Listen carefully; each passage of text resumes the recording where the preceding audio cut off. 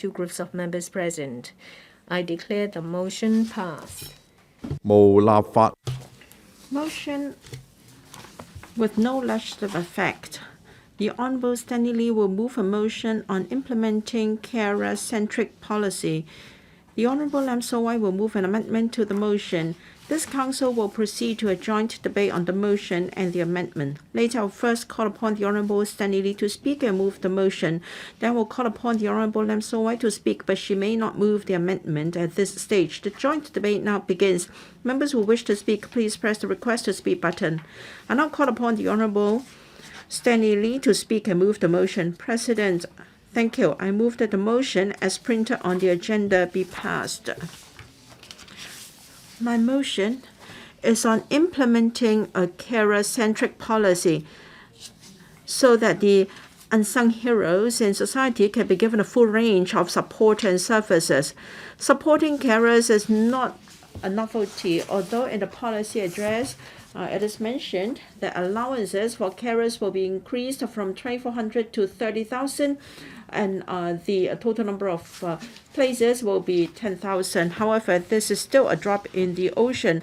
We cannot really cope with the need due to an aging population. We have 1.45 million of elders in society. Some of them are have chronic diseases, and the total number is actually 2.33 million. According to number 63, thematic report, there are at least 450,000 people who are not yet housed in a care home, and because they cannot provide or afford private services, they rely on family members for daily care. So we need to take a preventive approach. We must implement a carer-centric policy in a timely manner to provide them with the necessary knowledge and to give them support and give recognition to their contribution to society. To promote a carer-centric policy, we must first of all establish the status of carers. The government or the society hasn't got any definition for carers. To adopt such a policy, we must have a professional carer system. The government, professional, nursing associations, etc., should use a case management approach and assess the need and the level of care by the care recipient. There can be a service agreement between the care recipient and the care, and to equip the carer with proper care skills. Once such an agreement is established, there should be endorsement by the government to confirm the status of the carer. Professional nursing organizations or care organizations will be authorized by the government to assess the performance of carers and follow up on their performance. They should also provide one-stop service in terms of support, training, and respite care and home help, so that carers can be given respite from time to time. And then these organizations must provide a range of comprehensive services in order to be competent. And we should not just confine the whole system under the care CCF. I once visited a family with an elderly person at home. The husband is over 80 years old, suffering diabetes and bedbound, and he's taken care of by his wife, who is close to 80. She has to administer medication and also injection to her husband. And because she is receiving allowance, she has been denied in her application for carers allowance. I think the two are different in nature. For Social Security payments, we give them to elders in society in recognition of their contribution to society when they were young. And for carers allowance, well, they are really carrying out work as a carer. So under the Working Family Living Allowance, we can disperse allowance for carers so that those on Social Security allowance can also be eligible for such allowance. And secondly, I think we should provide appropriate financial support for carers. Let me share with you a real case. Elderly man with poor mobility had to go to Kwai Chung for hospital follow-up. He has to be accompanied by his wife. Now they have to take a taxi, a wheelchair taxi. They have to pay $400,000 for traffic expenses and also consultation and also medication, $130, and then $750 for adult diapers. And by the time they get home, it's close to 8 or 9 p.m., so they decide to eat out, another $120. So a day of medical follow-up will cost them $1,380. And now for the carer allowance after the review, you get $3,000. That is too little. Hong Kong is a civilized and prosperous society, but then the wealth gap is serious. The disadvantaged have to rely on meager income and limited savings for survival, and they are living in poverty. So under professional carer system, the status of carers can be recognized and they be given various financial and service supports. I suggest we issue a card for carers similar to the senior citizens card. A holder of a card can have concessions in transport fares and also discounts in supermarkets. And we can also include medical record data to facilitate their medical follow-up. And then we should also provide a one-stop support services for carers.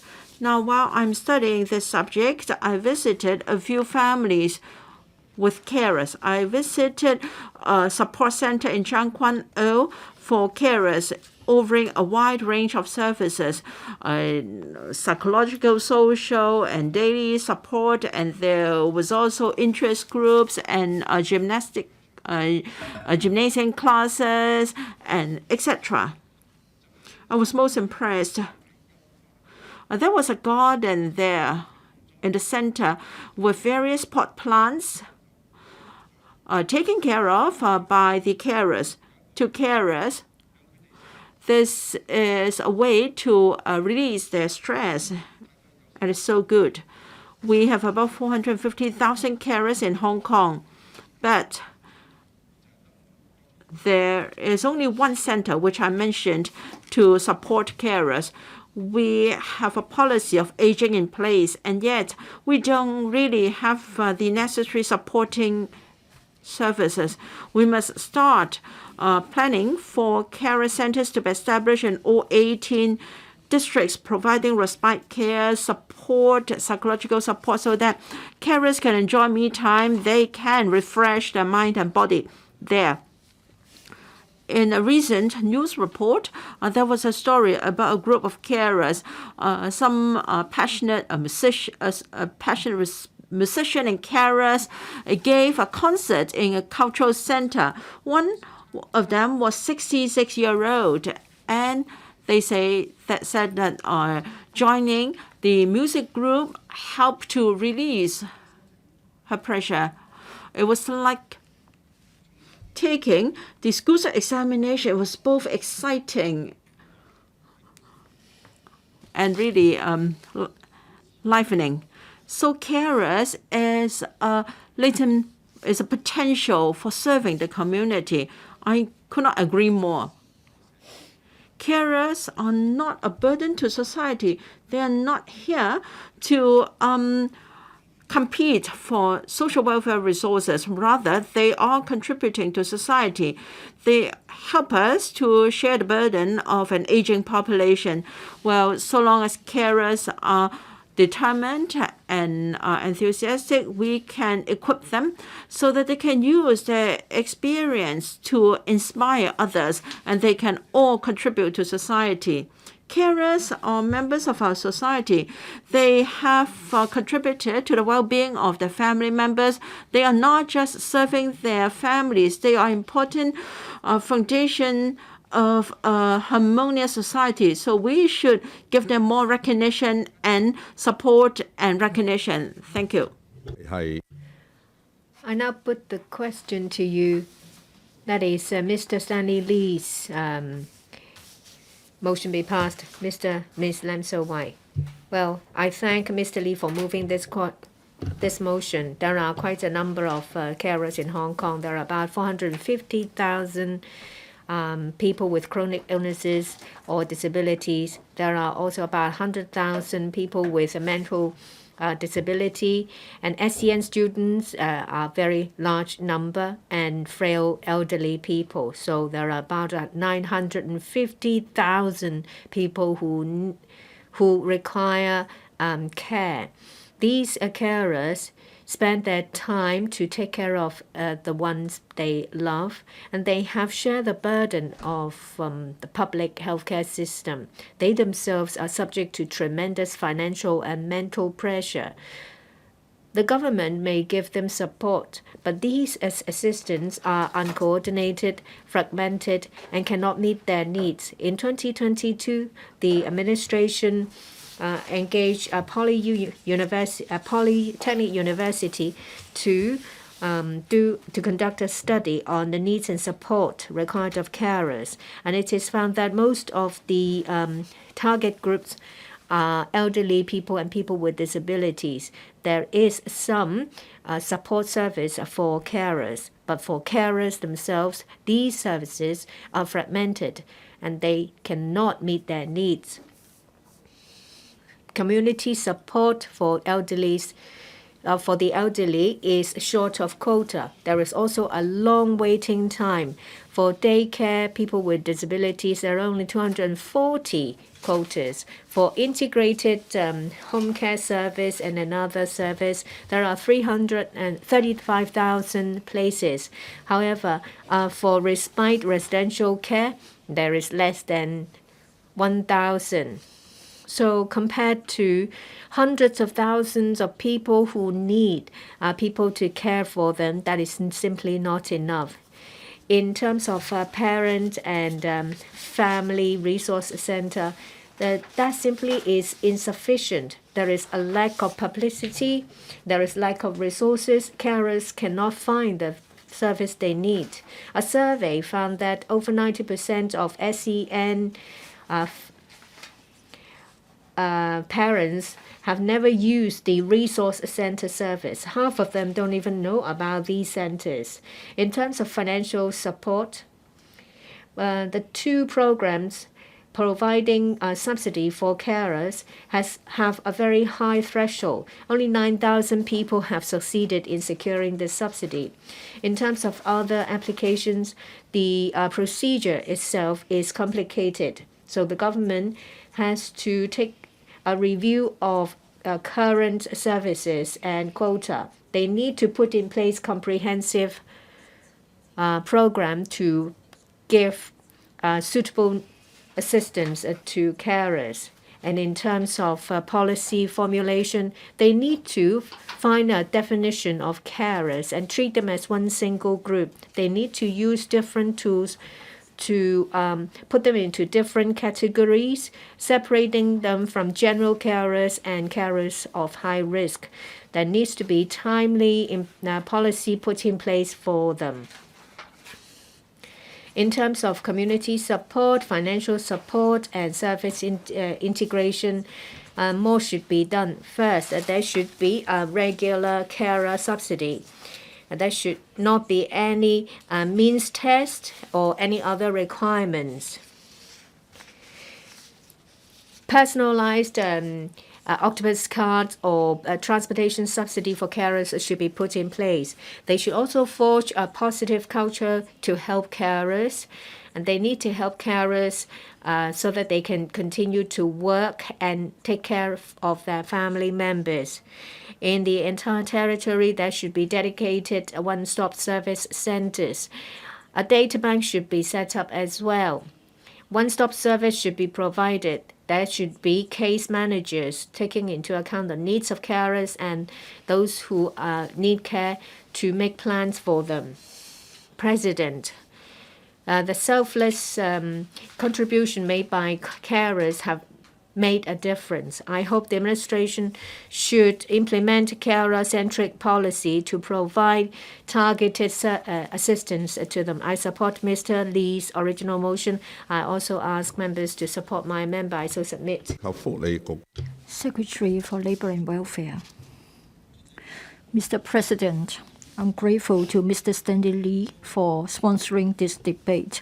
I'm also grateful to Ms. Lam So-wai for proposing the amendment so that members may speak on this important topic, that is carer support. Carers help elderly persons age in place. They help persons with disabilities live in the community. It is important for our inclusive society. The government does care for the needs of the carers, and we have been providing support on different fronts, like financial support, center-based service, home care service, as well as respite service. Financial support in relation to the elderly persons with disabilities and their carers, different sorts of allowances have been provided by the government. Like under the Community Care Fund, we have the living allowance for carers of elderly persons for low-income families, the living allowance for low-income carers of PWDs, as well as the special care subsidy for the severely disabled. For center-based service, the government has established 212 district elderly community centers or neighborhood elderly centers, 93 daycare centers or units for the elderly, 21 district support centers for PWDs, and 19 parents, relatives resource centers. So that for the elderly persons, PWDs, as well as their carers, case management, skill training, counseling, and referral services are available. For home care services, the government has been providing subsidies and subventions so that service providers can provide to frail elderly persons integrated home care services as well as enhanced home and community care services. The frail elderly persons may also choose among the approved service units to get center-based service, home care service, or a hybrid of either or of both under the community care service vouchers for the elderly.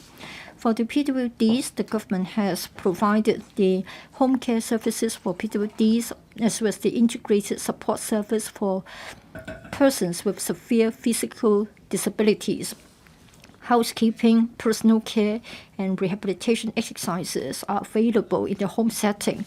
This helps to ease the burden and stress of the carers. In addition, there are 560 respite places for the elderly and 550 for the PWDs so that their carers can leave their caregiving duties temporarily in order to attend to personal business and to ease their stress. With an aging population and changes in social environment, the number of carers and corresponding services needed are expected to increase. To provide more effective support for carers and explore how government resources will be integrated to assist carers more effectively, the Labour and Welfare Bureau engaged the Hong Kong Polytechnic University in undertaking the consultancy study in July 2020. On the 11th of, in June, the consultant submitted the final report with a proposal of a three-tier support system. That is Tier 1, carer strength building, Tier 2, encouraging family and informal support, Tier 3, service integration. 11 recommendations are also proposed. In principle, the government supports and agrees with the consultancy's studies recommendations. On the 11th of July 2022, the Welfare Services Panel of the LegCo have been given a report. The government recognizes the efforts and the contribution of the carers. In his policy address 2022, the Chief Executive made an announcement. Starting from 2023, there will be a number of measures to enhance the support given to the carers, covering some of the recommendations of the consultant's report, including the following. Starting from October 2023, the allowance for carers of elderly persons and PWDs will be regularized, and the monthly living allowance for carers from low-income families will be increased from $2,400 to $3,000.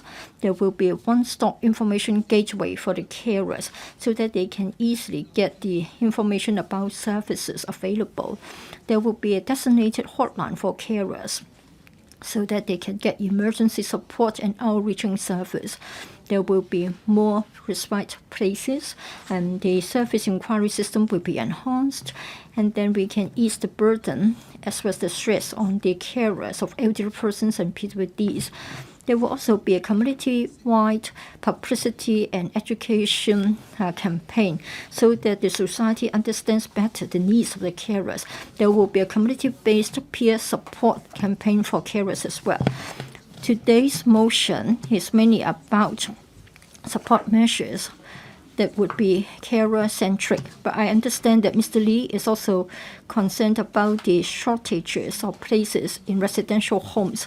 For the elderly service in year 2027, before end of that year, there will be 6,200 more subsidized residential places.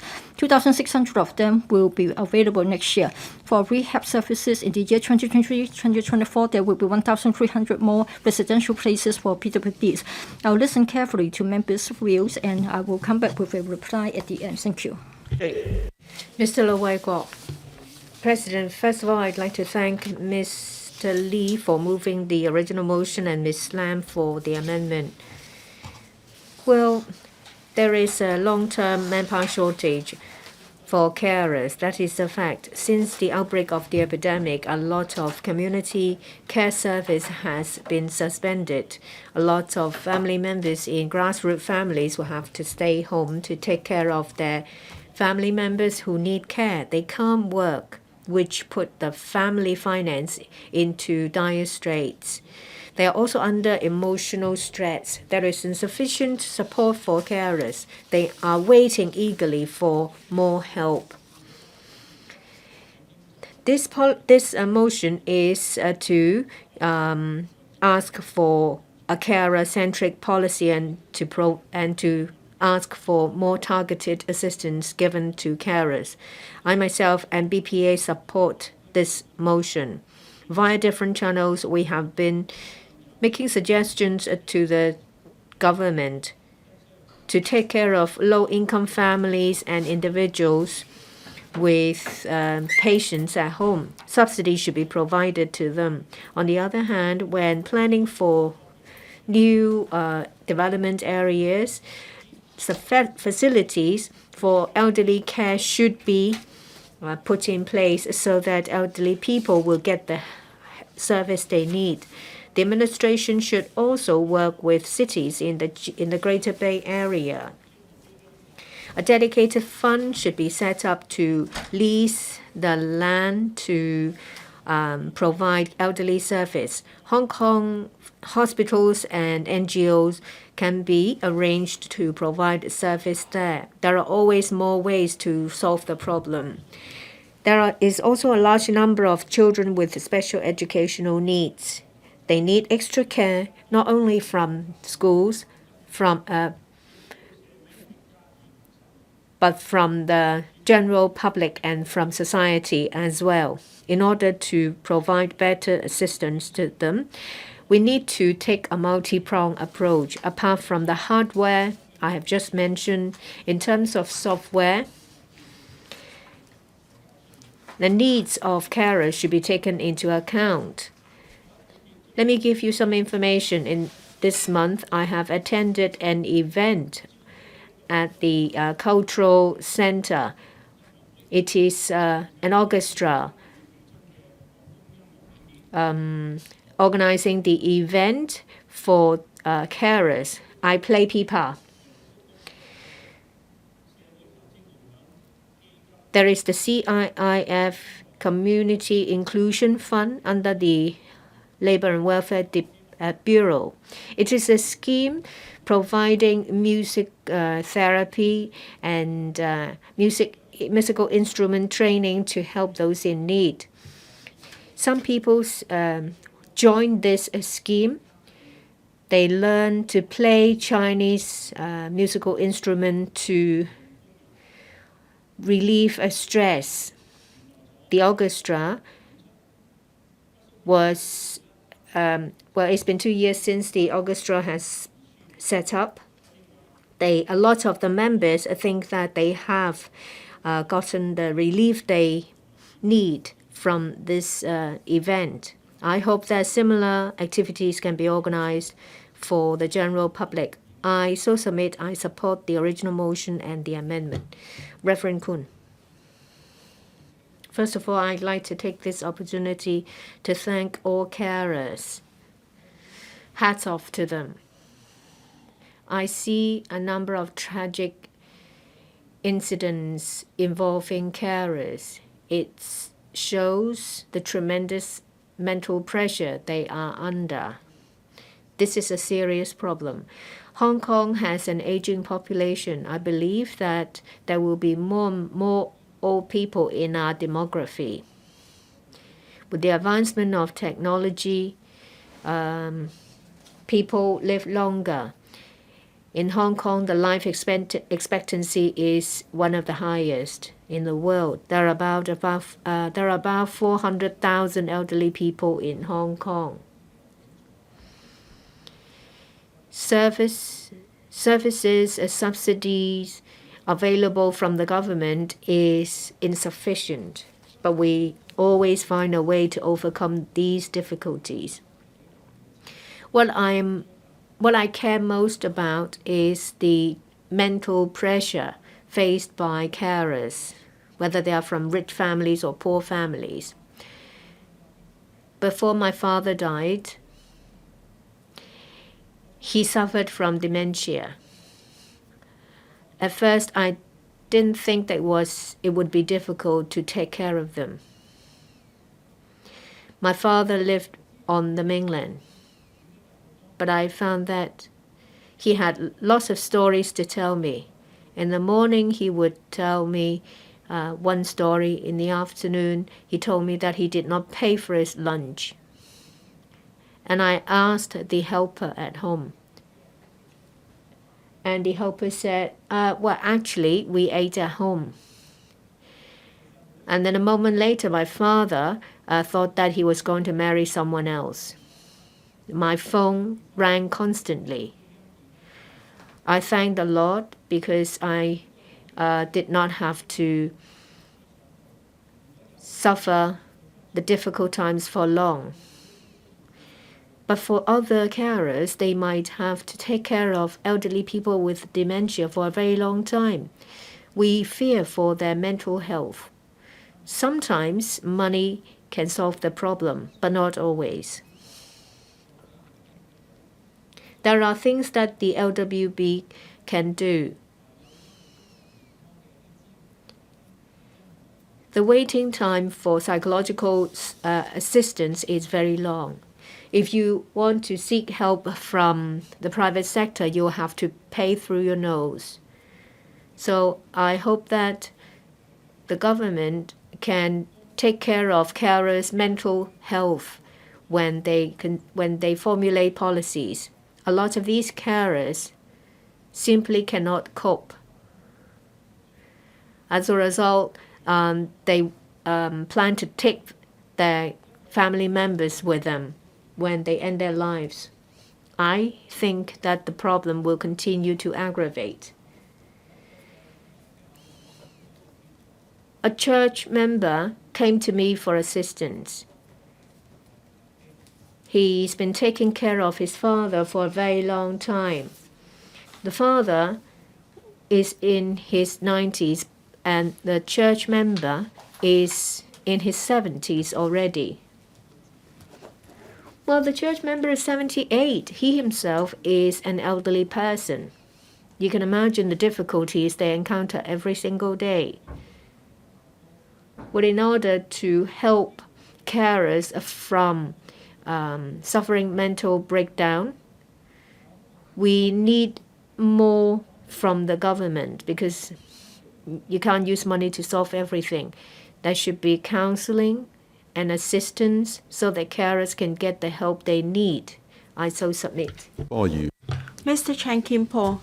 Thank you, President.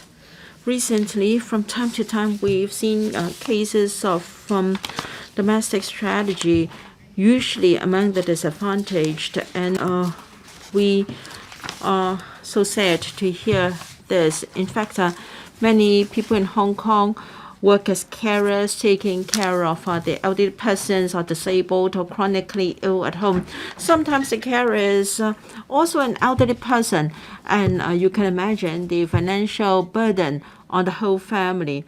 Usually the carers and the care recipients are family members. You cannot resign from your job, and you can imagine the hardship and stress suffered by the carer. I'm grateful to Mr. Stanley Lee for sponsoring this motion.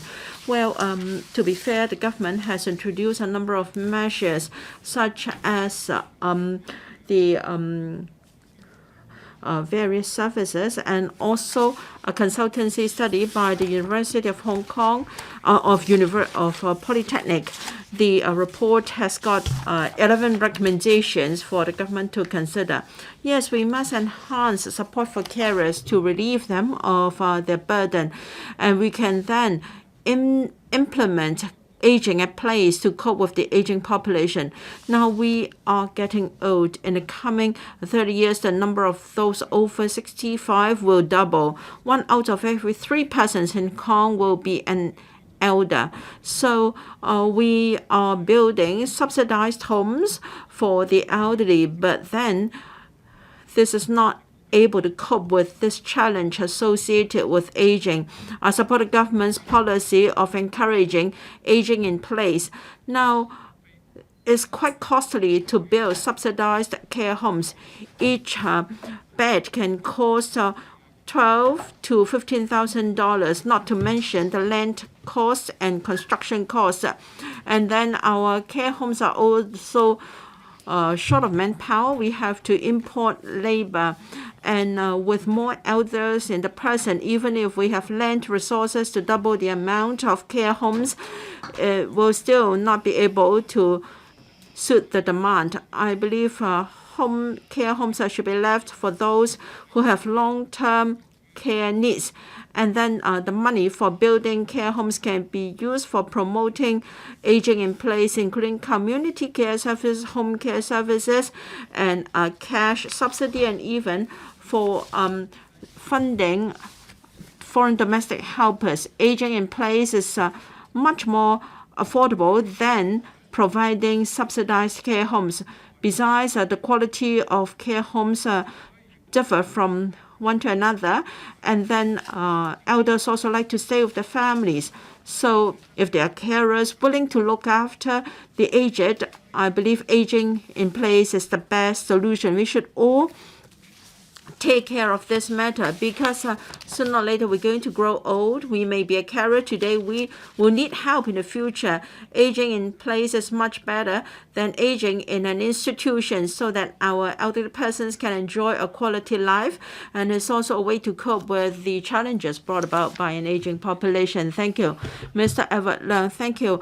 I speak to support the original motion by my party member, Mr. Stanley Lee, and also the amendment. In 2017, there was this tragedy. An 81-year-old man murdered his 76-year-old wife, and we wondered why such a violent act. This is because the elderly man had to take care of his elderly wife who had suffered a stroke that required long-term care, and he was too sad to see the prolonged suffering of his wife. So at the end, he murdered his wife.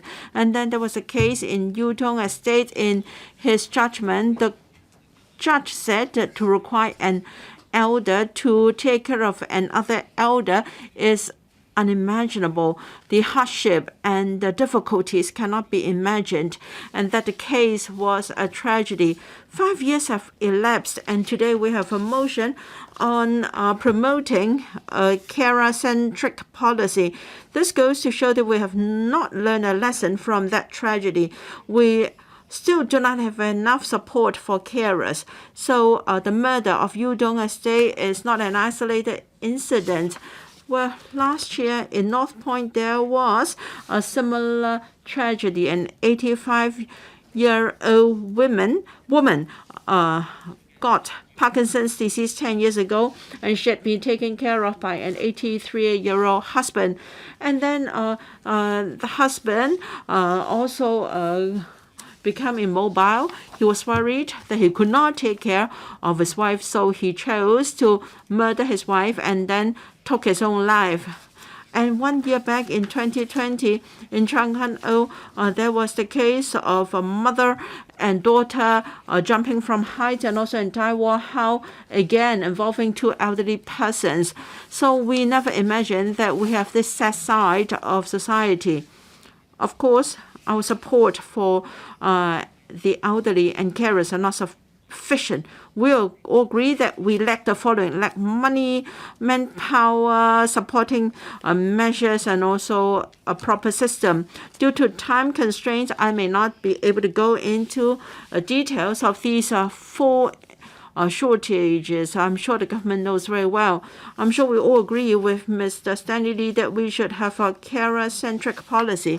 But then the services is insufficient. We have got 9 subsidized daycare homes for the elderly, but only 228 places. That is hardly enough to meet the demand. Carers are not able to make good use of respite services, so that they don't have any respite, not to mention sufficient rest and their own social life. So we've only got one support and resource center for carers.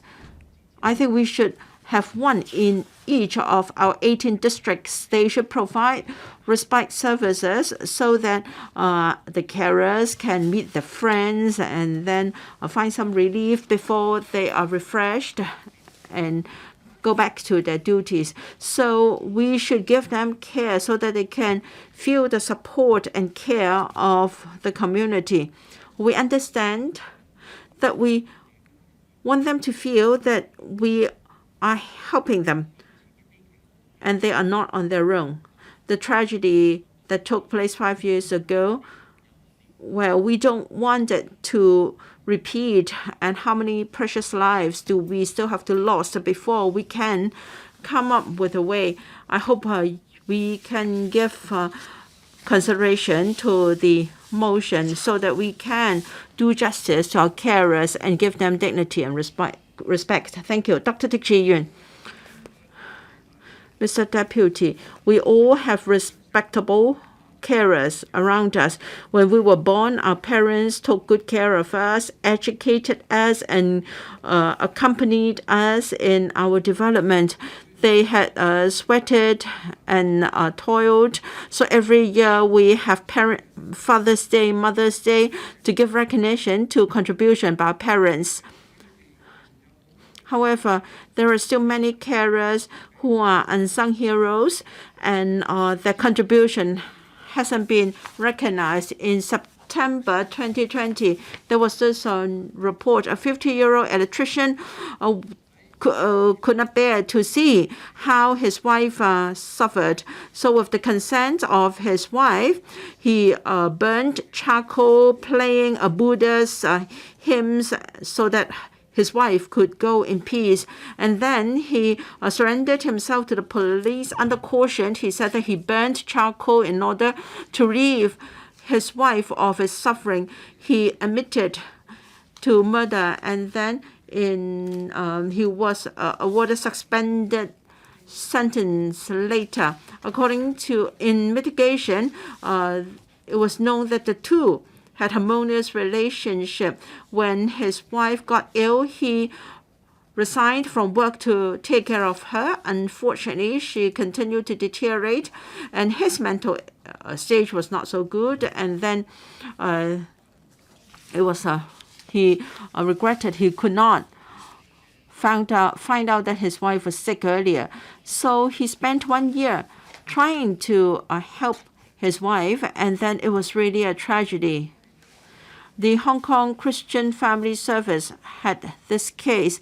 Elderly 94 person has got a mother and suffer from glaucoma and diabetes, and Yung is already 73-year-old, and he alone had to take care of his 94-year-old mother. So he had to look after the daily chores. He had to help her to her commode, and she sometimes suffered from incontinence, and she might get soiled.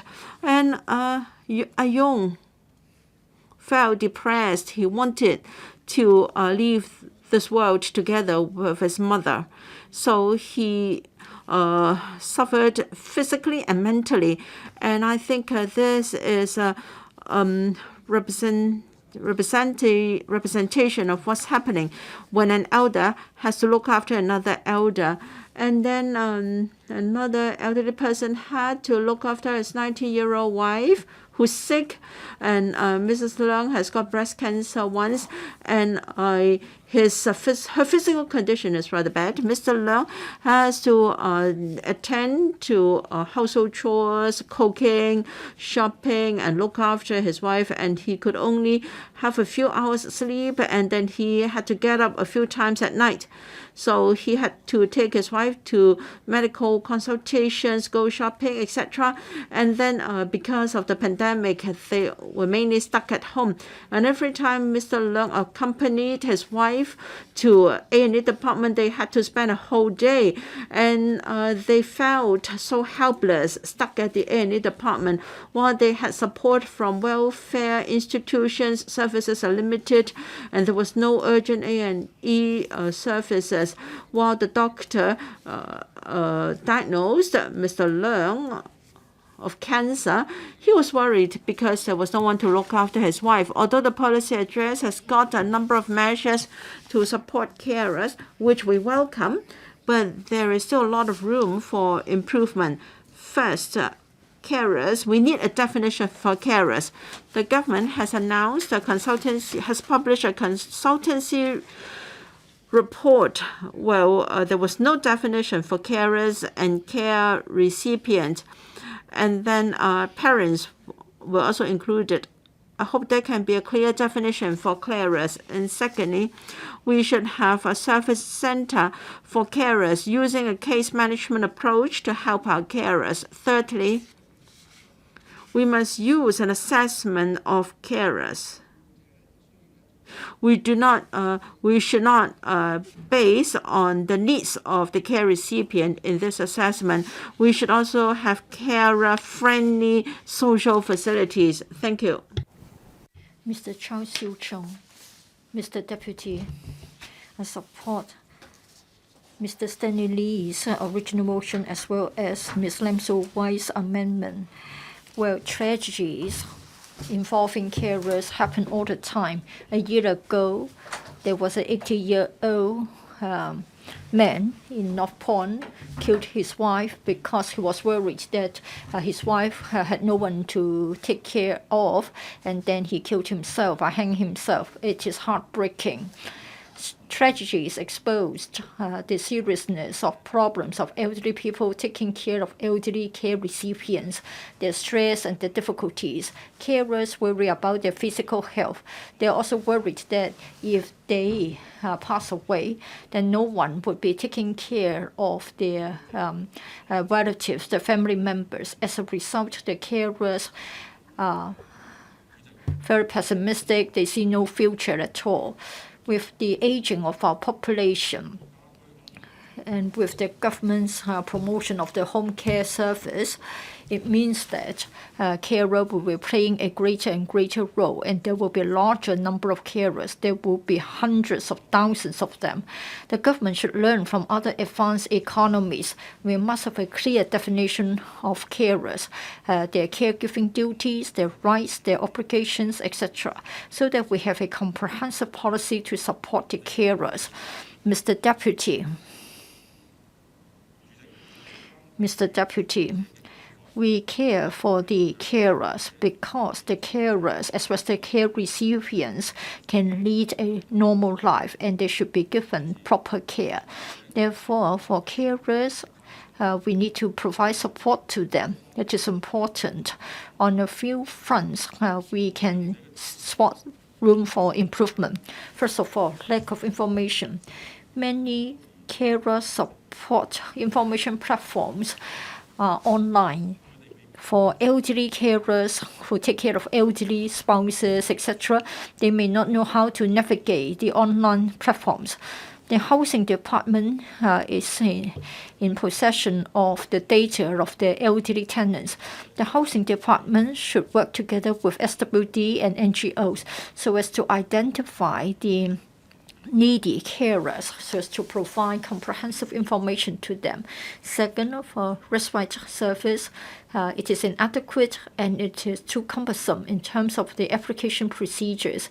In the case of an emergency, the carer doesn't easily find support. In fact, for the severely disabled, understand that 8,000 respite services have been provided. And then for their support service, I know that 4,500 home care-based respite service has been provided. There's a strong demand for that. I think the government should provide more resources to enhance the service and make it more flexible. Thirdly, for the carers, for their physical needs and their emotional needs, the government haven't done enough.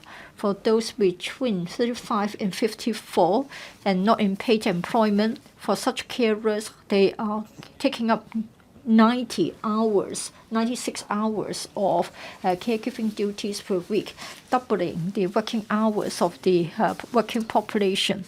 So they're really exhausted physically and mentally. There should be direct financial support to be given to such carers. There should be healthcare vouchers for them as well. And by identifying precisely who the carers are, they should be given help to enhance their social network. And we should have better peer support. There should be emotional support for them as well. So I spoke in support of the motion. Thank you. Mr. Tang Fei. Well, for those school children with SEN, then their carers should be given sufficient support. First of all, regarding Mr. Stanley Li's motion as well as Ms. Lam's amendment, I support them. For Ms. Lam, she has mentioned 2 points. We mustn't forget the needs of the SEN children. On the other hand, at the policy level, the government should come up with a standardized and clear definition of carers. For carers of children with special educational needs, there are 2 classes. For the year 2020 to 2021, for public secondary schools and direct subsidy schools, we have got 27,990 SEN students. Learning difficulties, ADHD as well as attention deficiency. Well, teaching assistants and teachers are at the front line. Well, teachers find it difficult to take care of SEN students. Well, in a class, there may be 1 or 2 SEN students. The class teachers don't want to stigmatize them. In other words, the class teacher cannot expose the identity of such SEN students. If they come into conflict with their classmates, then the teachers have to deal with the complaints by teachers, by students. Sometimes teachers know that they have to take care of the SEN students. Teachers also need to be taken care of. We need to provide support to the teachers. We need to provide emotional support to the teachers. Well, in relation to the consultancy study report, for the elderly persons and persons with disabilities, of course, that won't cover the SEN students. It is not within the LWB's portfolio. For KPIs in this year's policy address, I don't think we find anything covering the SEN children. I think this is regrettable. First of all, I agree with what Mr. Stanley Li has said, That is, we should have a carer-centric principle. There should be more comprehensive support for the carers. I agree with Ms. Lam. That is, we should have a standardized and clear definition of carers. Moreover, we should also cover frontline teachers taking care of children with SEN, as well as those who render assistance, including parents. We need to look at the effectiveness of integrated education so that we find out whether SEN students are given proper care and attention. And then for teachers taking care of SEN students, as well as their teaching assistants, what sort of professional support, what sort of emotional support should be given to them? Currently, it is by way of head count that the government is providing subsidy. You must give support, but then only pecuniary support would not be adequate. I think you need to reduce the workload of the teachers. Currently, you need to teach 26 to 28 classes a week, and then each would last 40 minutes. I don't think you should expect such teachers or teaching assistants to share the same workload as others. And then we need to get educational psychologists and school social workers to help. It isn't just a matter of taking care of SEN students. We need to provide adequate support to parents of SEN students. It is difficult to be a parent. For parents to accept that their children are SEN children, it is already challenging because it is a great suffering. Initially, such parents may reject the idea. They don't even want to have their children diagnosed as SENs. Finally, they have to accept the reality. You will always care for your children, whether they are grown up or not. Not to mention SENs.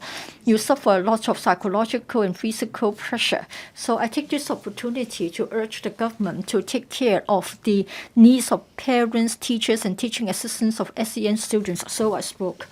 Mr. Chen Chun-ying, Mr. Deputy for Carers, I think there is a large number of them.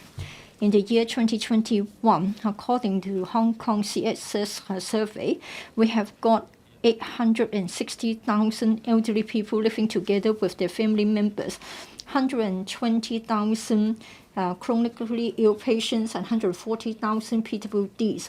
In other words, we have 1.12 million people requiring carers support. Not to mention that we have got 70,000 people who are intellectually handicapped. Most people have to be taken care of by their family members. In the year 2021, it was 51%. In fact, it has now grown up to 70%. In the year 2015, my mother suffered from a rare disease. Myself and my family members used to be our carers. In such cases, it takes more than one carer to meet all the daily needs of such a care recipient. Taking care of the elderly persons, taking care of PWDs, means that carers suffer from a huge amount of pressure, and you have to wait for a long time to get the service. Respite service is always short in supply, and you need to find time and efforts to take care of the carers, and you have to sacrifice your work, your social life, etc. Currently, we lack respite service for emergency cases. Sometimes a carer may fall sick, and then the carer finds it difficult to air their grievance, air their problems, and to seek redress. Sometimes it's a matter of burning out. In my family, it means that the carer may easily suffer from depression. Now, families are getting smaller and smaller in size. It is difficult to count on one single family member to take care of the care recipient. Most elderly persons and PWDs would like to live in the community. Carers play an indispensable role. I think the community should give recognition to the contribution of the carers, safeguard their basic rights. In many places, for carers, we have got a policy for their support, and there's legislation to safeguard their statutory rights. In UK, in the year 2006, carers are given the right to ask for flexible working hours. In Sweden, Japan, and Canada, the carers can enjoy at least 13 weeks of statutory days off to take care of their family members. In Hong Kong, we haven't got a comprehensive policy. It is mainly classified according to the class of care recipients. You have to go around, and as a result, it adds to the burden of the carers. At different stages of a person's life, sometimes we play the role as a care recipient, sometimes we are a carer. I can tell from my personal experience in relation to the helplessness of a carer.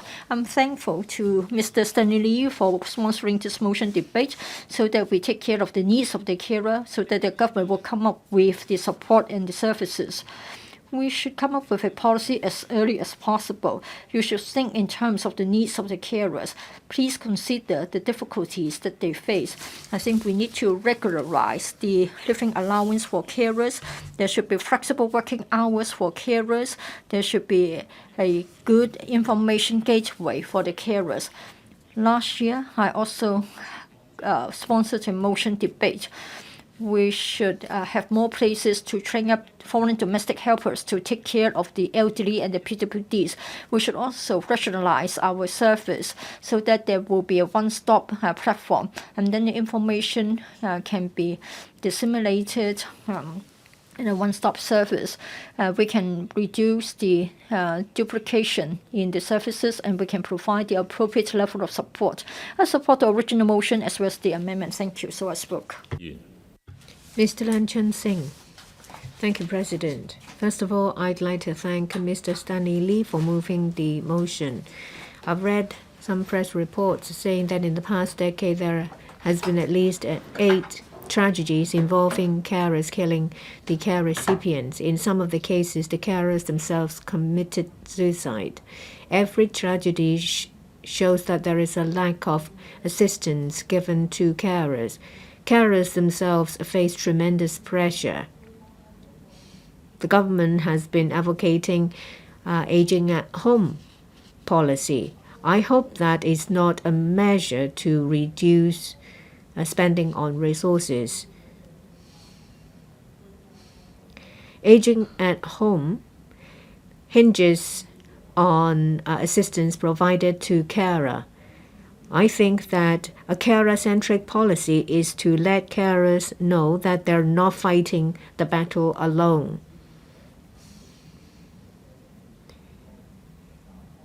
The carer and the care recipient will receive services in terms of home service as well as financial assistance. According to Polytechnic University consultancy study commissioned by the government, some respondents said that they did not know how to apply for psychological support service, so the usage rate of the service is only 16%. I suggest that the government should set up an information platform for carers so that they can find the information easily. Say locations and services available for the various support centers, application procedures for various schemes, and as assistance if should you need any. And there should be regularization for subsidy schemes for people with disabilities and their carers. The amount for the subsidy for low-income family has been raised, but still the threshold for application is still quite high. Currently, we have old people being the carer or people with disabilities themselves being the carer. They receive a CSSA or they receive OH allowance or disability allowance, which exclude them from receiving further carer subsidy. They don't have much resources available to take care of others on top of themselves. I do understand that they need to tighten the application criteria because of various restrictions. But now the carer subsidy has been regularized. The government should use the opportunity to enhance the scheme. by allowing carer to receive the carer subsidy on top of the allowances they have been receiving. I hope that the government will also launch other measures to relieve financial burden on carers. Say, for example, the Gerontech Education and Rental Service Fund should be expanded to other user groups. The Innovation and Technology Fund for application in elderly and rehabilitation care should be made available for the procurement of equipment. There should be discount offered for carers to use. Lastly, I hope that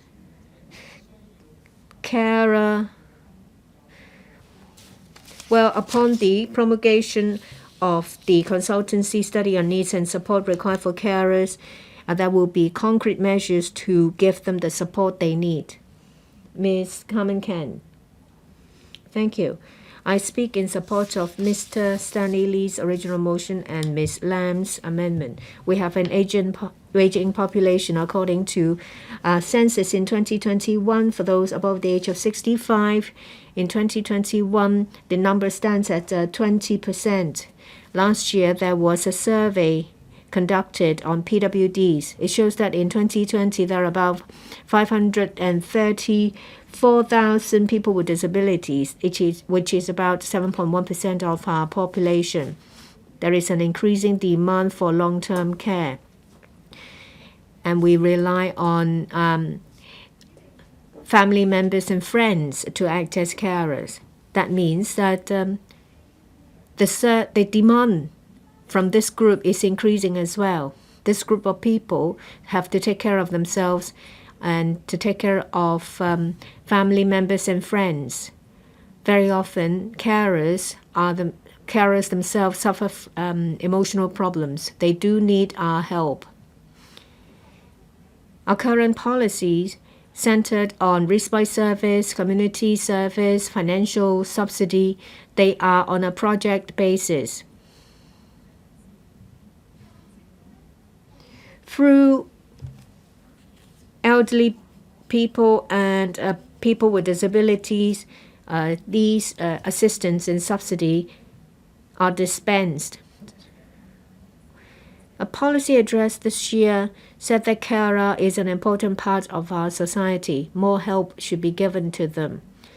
Starting from October next year, carers subsidy under the CCF will be regularized and the amount will increase. The amount may be increased to 3,000, but it only benefits about 10,000 carers. It is only a drop in the ocean. The government also mentioned about a number of measures, including information portal, support hotline, increased a number of service places, publicity campaign to enhance awareness. I think that these are better suited to the needs of carers and they are well received. But there is no comprehensive support to carers. We do need a carer-centric policy. I hope that when the government implement these policies, there should be service integration to ensure that carers will receive the support and attention they need. With the service framework in place, the definition of carers should be made clear. That is the case in Australia and the UK. In Australia, carers who take care of frail elderly people with mental disabilities are defined as carers. A clear definition will enhance awareness. There is a different definition for different places. So we need to take into account Hong Kong's situation and the support from the GBA.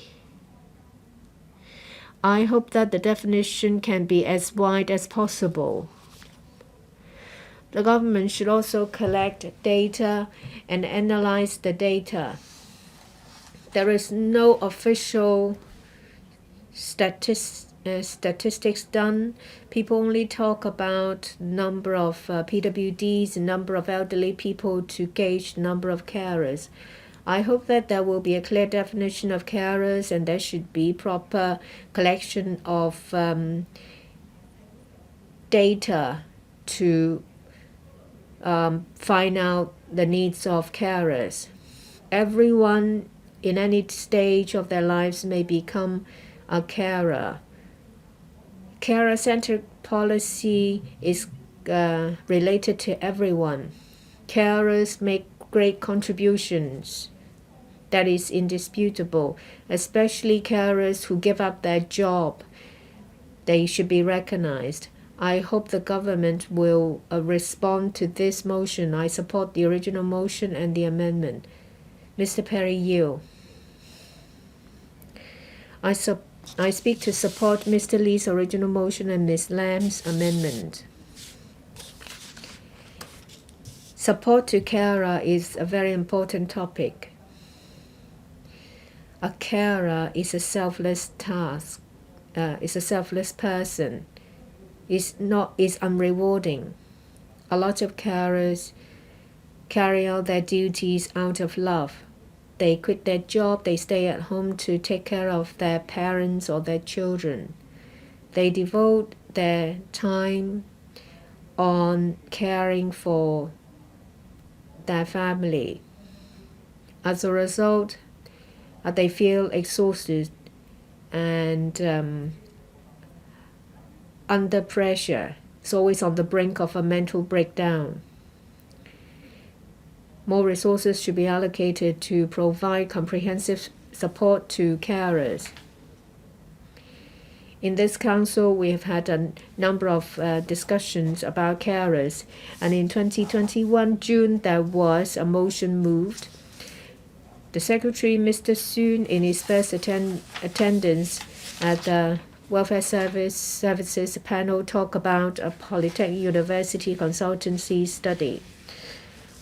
11 recommendations have been put forward. I think that this is an important starting point. I will only focus on risk by service mentioned in the study. According to a survey done by Hong Kong CSS, the median number of hours devoted by carers is 96 or 62 hours per week. And for full-time carers, they devote 80 hours per week on their job. Of course, it will burn them out, and it brings adverse impact on their mental and physical health. Daycare respite can give them the breathing space they need. Carers can put down the heavy burden and get some time to themselves. As the PolyU report suggested, that for respite service, the usage rate is only 45.8%, is underutilized and a waste. The reason for the underutilization is not because of a shortage in demand. It's because it's difficult to use the service. Currently, respite service is rather fragmented. Carers will have to spend a lot of time to find out how to apply. And if the location is far away, they have to arrange for transport themselves. Some of the services available are rather limited. Sometimes there is no service for feeding. So respite service should be enhanced in terms of service capacity as well as types of service. There should be more promotion of the availability of service. Application should be streamlined and it should be more user-friendly. There should be a variety of services made available, say for example emergency respite service or nighttime respite service. We have an aging population. There'll be more elderly people being carers themselves. We have an acute and huge demand from carers. As pointed out in the original motion and the amendment, there should be a carer-centric policy to provide information on counseling services available so that carers will be properly equipped to do the job. I hope that the government will work with welfare services agencies to improve the assistance available for carers. Dr. Chow Ming Kwong, Mr. Deputy, we have suffered the pandemic for 3 years, and the elderly and the disabled have been hard hit. According to a survey done early this year, 60% of the respondents were pro bono full-time carers. 90% of them were spending 60 hours a week looking after their care recipient or SEND students. And I think they warrant our support and attention.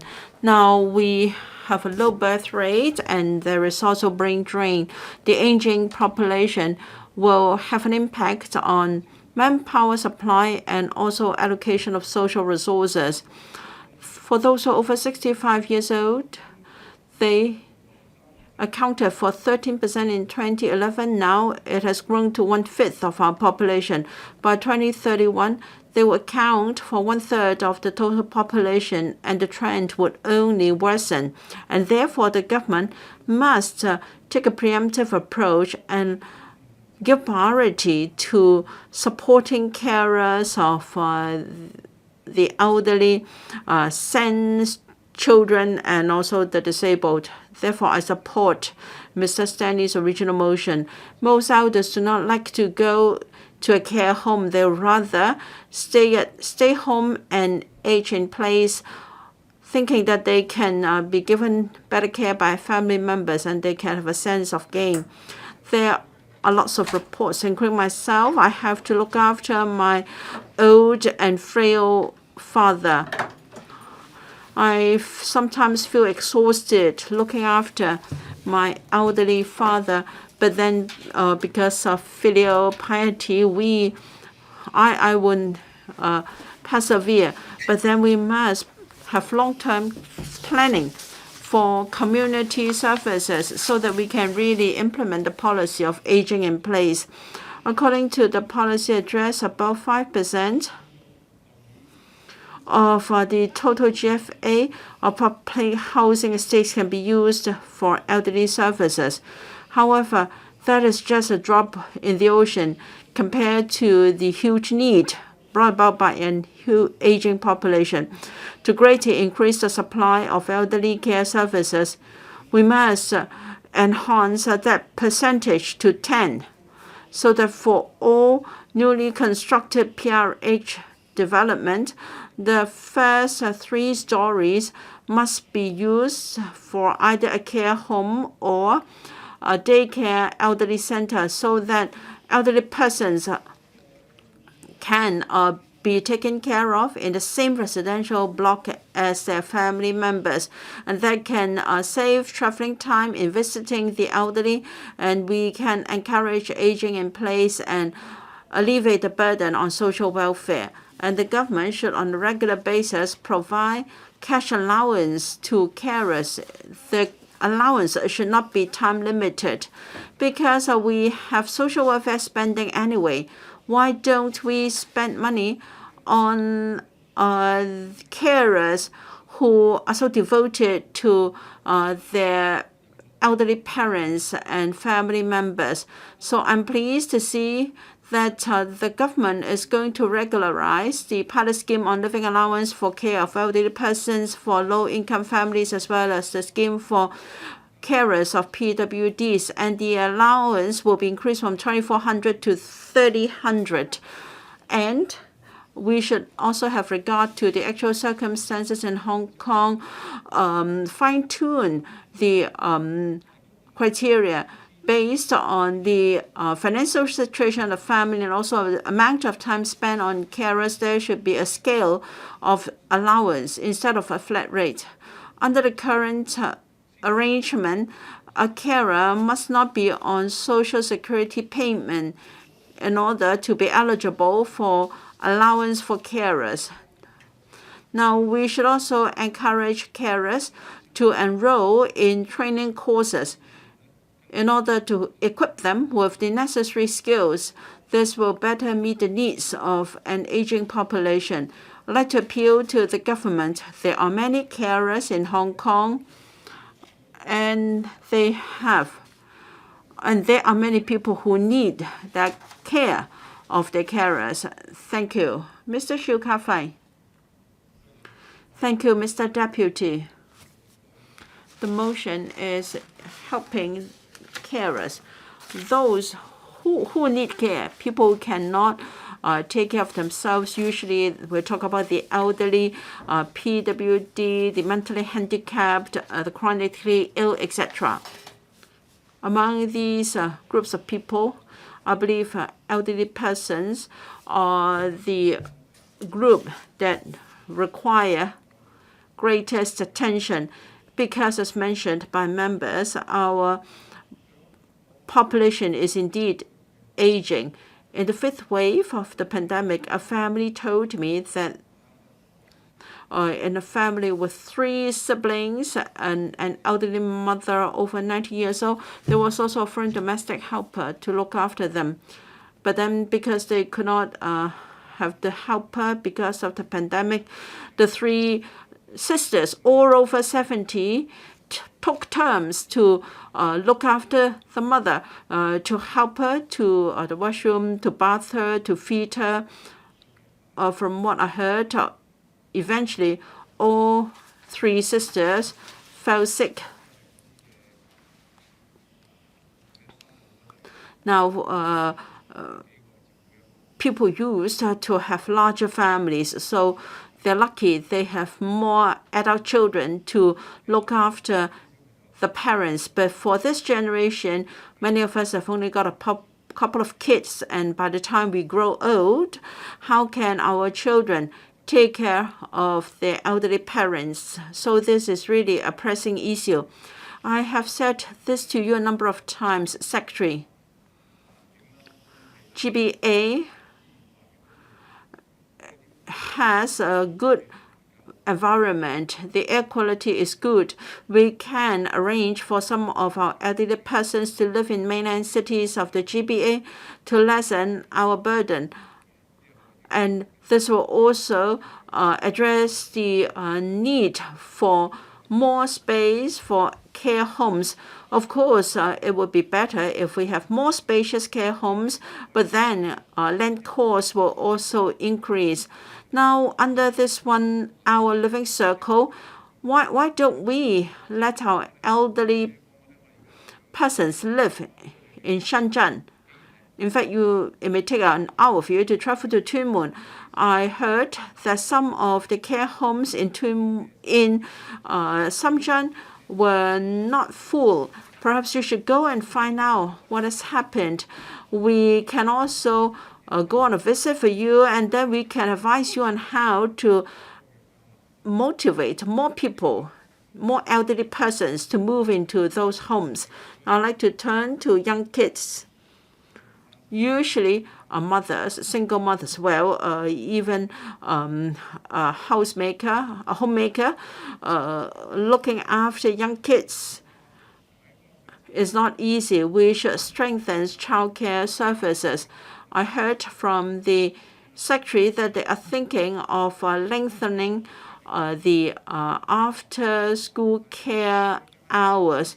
This is good because if children spend more time in schools, then parents can have time doing other things and learning other things. This will also lessen their burden.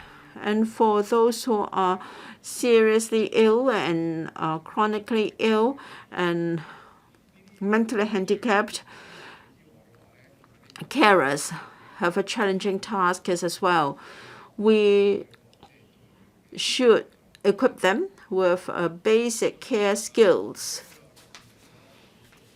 A member proposed setting up one-stop service center for carers. This is excellent. By means of a telephone inquiry or some emergency respite services and even a matching with NGOs. And there are people who like to engage in voluntary work. We can help matching volunteers with carers so that at least they can take a break, 1 or 2 hour break every week, at least to get a haircut. I hope the administration can offer more assistance in matching services, and please provide more resources as well. Thank you. Mr. Edmund Wong. Thank you, Mr. Deputy. For various reasons, there are people who have lost their self-care abilities. The family members or carers have no choice but to quit their jobs, and they take up the duty of care, and then they have lost financially and contributed silently to the well-being of their family members.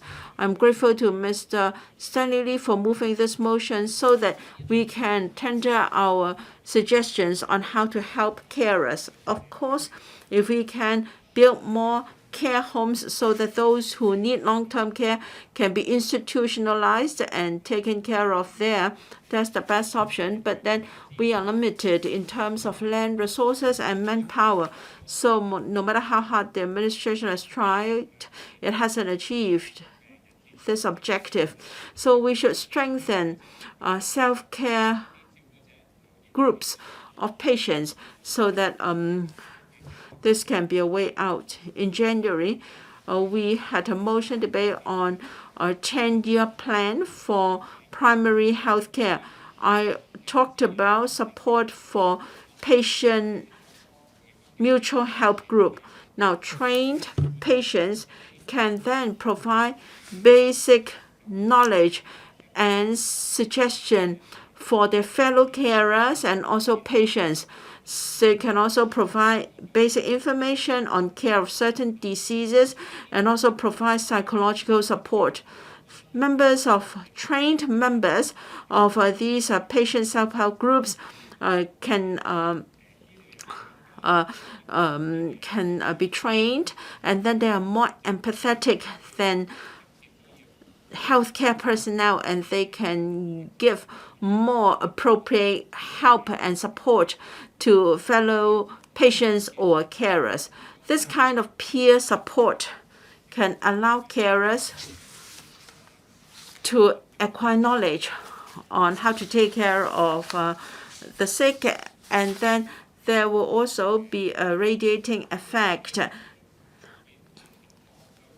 The approach may spread, and then they can be service providers, and they can be hired on a part-time basis, and then they can provide assistance to their fellow patients, and so carers can also build a career on this. They can make a living and make use of their skills. Now, if we develop this network, many carers, after they have got sufficient support, may no longer need to take care of their sick family members full-time. They can become part-time or even full-time workers in the labor force. There are about 950,000 carers in Hong Kong. If we can use this approach to release at least 5% of our carers back to our labor market, then we have another 50,000 workers in the community. I think this is a win-win situation for the community as well as the carers and care recipients. The Rehab Society responded to the consultancy study by the government. Carers, in addition to serving or helping their care recipient, can also start a second career. using the model I just outlined. Of course, this suggestion is still at its inception stage, conceptual stage, and further study is required. Still, we need to make a start. We need to make the first step before we can be successful so that we can build a more harmonious society for carers. With these remarks, I support Ms. Stanley Li's original motion and Ms. Li's amendment. Thank you. Mr. Louis Loon. Mr. Deputy, according to the Hong Kong Family Welfare Association, a survey conducted in October told us a very worrying truth. Carers don't just work 24 hours a day. In fact, they have to carry out their duties day in and day out. It may be for 5 years, 10 years, or even more. It is a lifelong commitment. For carers, they may have to take care of more than one family members. Do they think that support is adequate? The majority of those interviewed feel that the support given in kind or emotional support are inadequate. They don't know about the channels to get help. As a result, for carers, in terms of resources and in terms of mental support, they are under a lot of pressure. So who are carers? Carers are family members. They haven't been trained professionally. They just start with care and compassion, and they sacrifice for their loved ones. How are we going to help them? I'm glad to see that in his policy address, the chief executive told us that a number of measures will be introduced to address the needs of the carers of elderly persons and PWDs arising from the consultancy study on needs and support required of carers of elderly persons and of persons with disabilities in Hong Kong.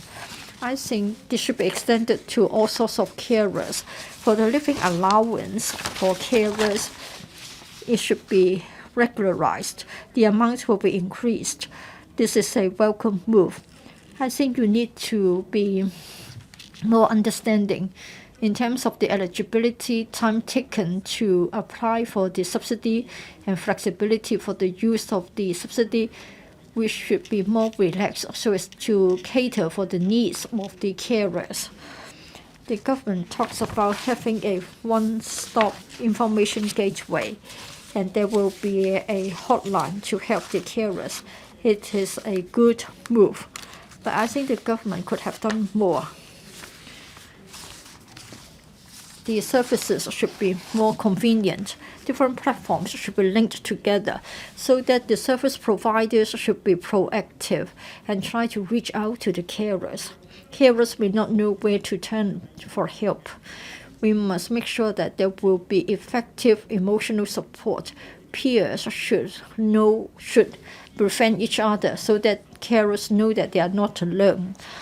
There should be more respite service, in particular after hours respite service, so that the carers can have the burden taken off their shoulders, have a breathing space, have some private time, or attend to some urgent personal business. This is important. For the report from the Hong Kong Family Welfare Association, well, we always have a family-based concept when it comes to taking care of our family members. But in fact, we should also extend the caring principle to employers, the government, the society as a whole, so that we honor the land-rock spirit of mutual help.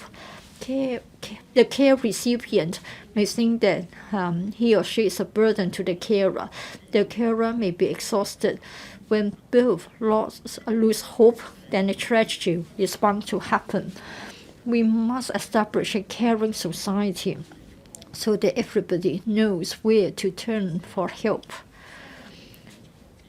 We may have frustrations, there may be sort of misfortunes, but we should still allow everybody to feel that there is hope, there is love in the society.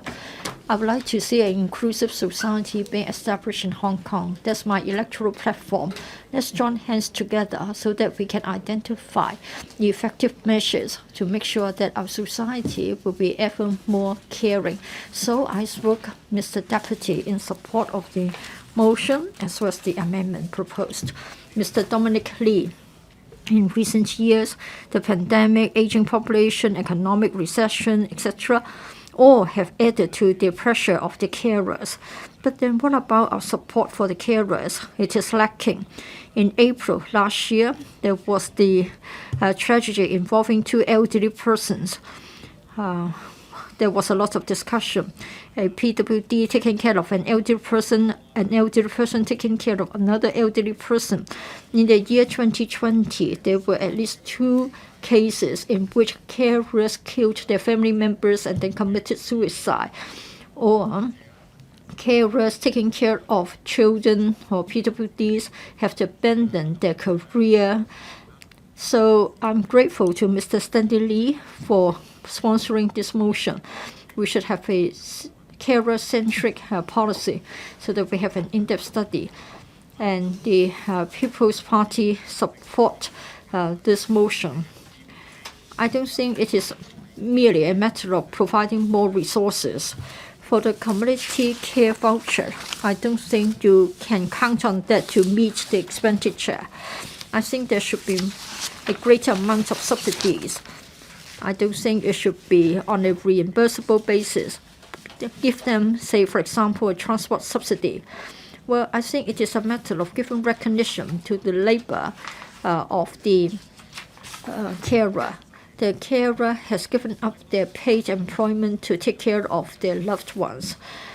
It takes time to get to your turn to get a place in the residential homes. Usually, you have to wait 9 months to get any service. For daycare for elderly, 13 months. We have got 17% of the population in North Point being elderly. There are only 3 daycare centers, so the supply falls largely behind the demand. There should be more daycare places.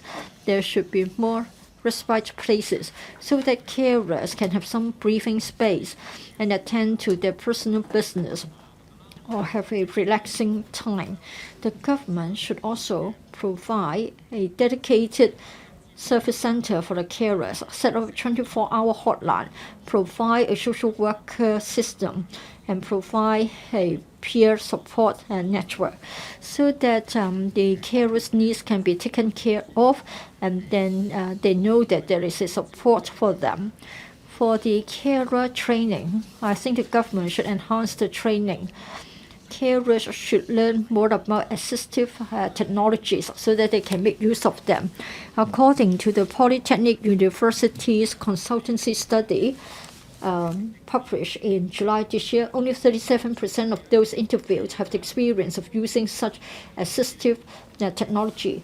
But then 94% feel that such technologies can enhance their caring ability and ease the burden. Both carers and care recipients can see an improvement in the quality of their living.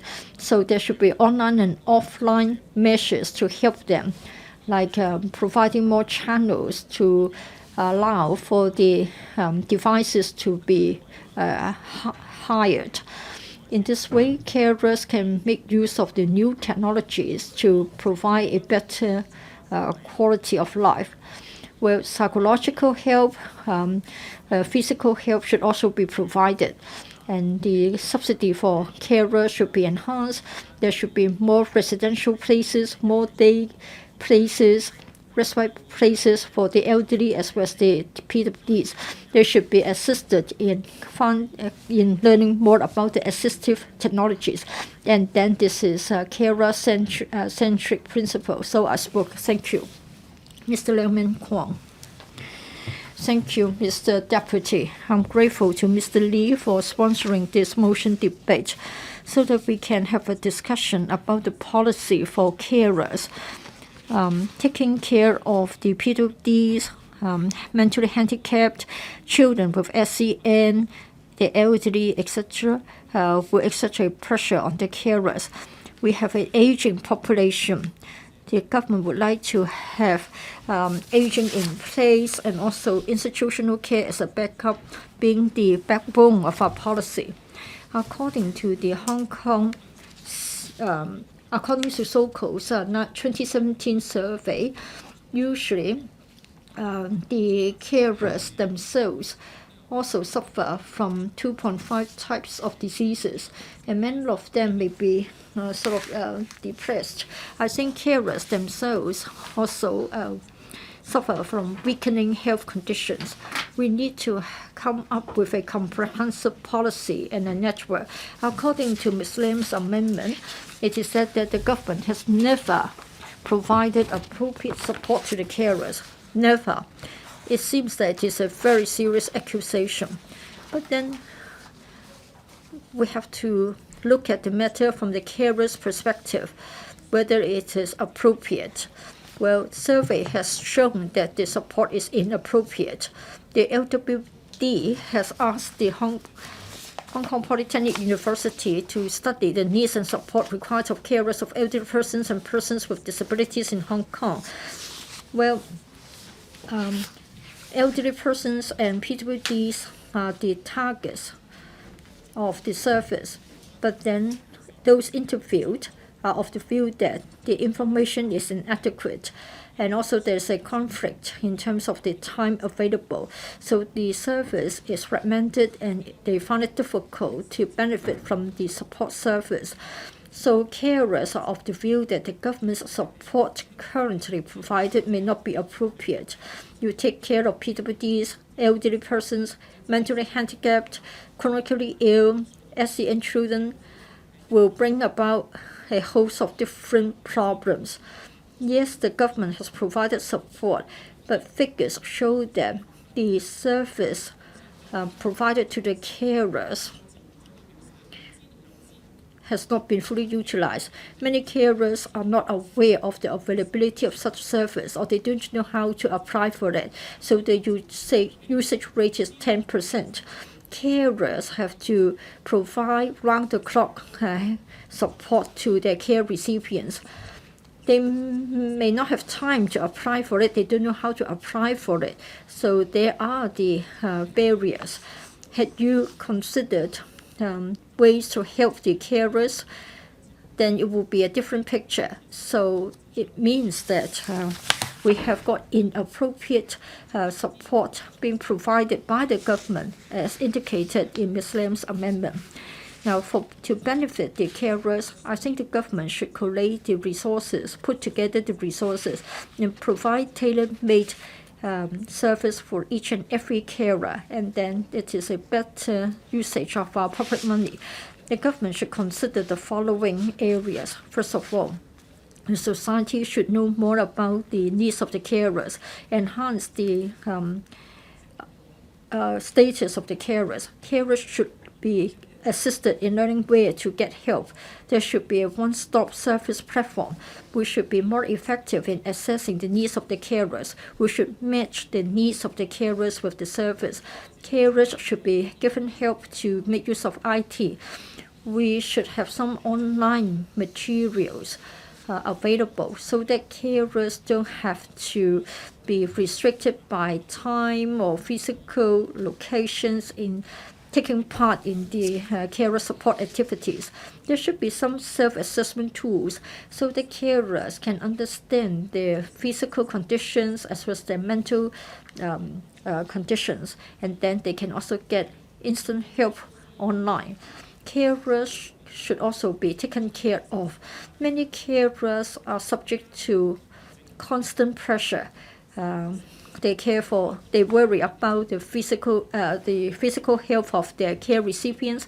They worry about their financial position. We must make sure that we do more to prevent further tragedies from happening. I support the amendment as well as the motion. Thank you. Mr. Chen Xiu-hong. Thank you, Mr. Deputy. I speak to support Mr. Lee's original motion, and Ms. Lam's amendment from C15+. I also thank them. When we talk about carer, we think about carers, caregivers for people who need to be taken care of. Very often we think about parents, children, PWDs, elderly people, or those who are chronically ill. But there are other people who need care as well. Say, for example, children with special educational needs, as well as those who are mentally disabled. In the motion and the amendment, we talk about carers for children with SEN as well as those with intellectual disabilities. Currently, we found that we can only make use of fragmented survey to find out the number of carers. In thematic survey number 63, it is found that there are about 200,000 carers living with PWDs and about 240,000 carers living with elderly people. In 2020, there are about 77,000 to 90,000 people with intellectual disabilities. According to by census, we have 1.16 million elderly people. About 74% of them live with their a partner or their children. And in 2020-21, those studying in mainstream schools, there are about 63,000 students with special educational needs. Taking into account all these different groups of people and their carers, we have about 1.47 million people. The government needs to provide assistance in terms of psychological support and financial support to carers in order to avoid tragedies involving carers. There should be regular survey conducted to gauge their needs and demand in order to make plans. Well, very often, if you become a carer for too long a time, you lose your own time. You don't have your social network anymore, which in turn cause emotional distress. Currently, we only have about respite, financial service, community care. But for carers for children with special educational needs, there is no such help. And in 2014 and 2016, the government has launched pilot schemes for low-income families, and there is also a special care subsidy for people with disabilities. But they have not included children with SEN or those with intellectual disabilities. Very often, carers can't go out to work. The government should consider providing a living subsidy to people in this category. When it comes to residential respite service or emergency respite service, they are essential to carers because it gives them essential breathing space. It gives them time to take care of their personal business. It will keep them sane. But there are only about 158 places for residential respite. As at the end of September, for waiting time for residential home are 2,300 and 2,700 people.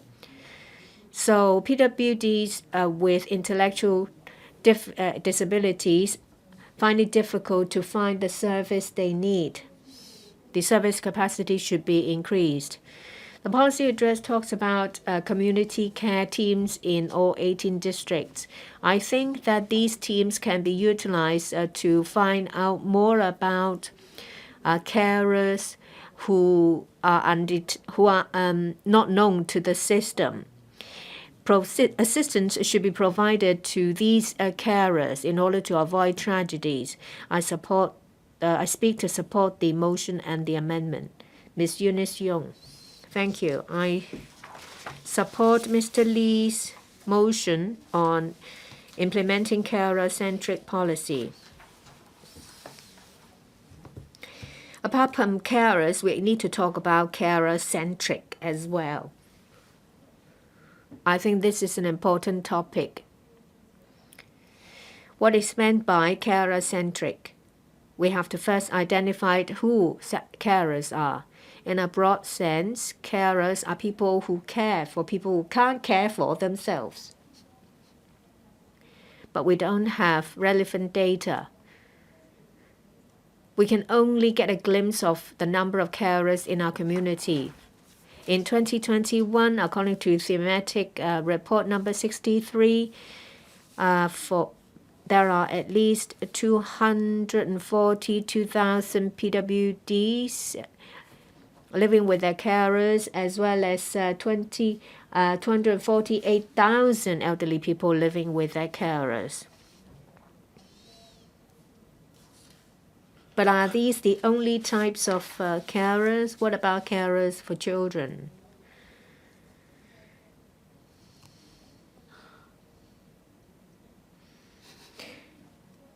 You haven't told us about how many carers for children there are. In 2021, there are about 650,000 homemakers. 94% of them are female.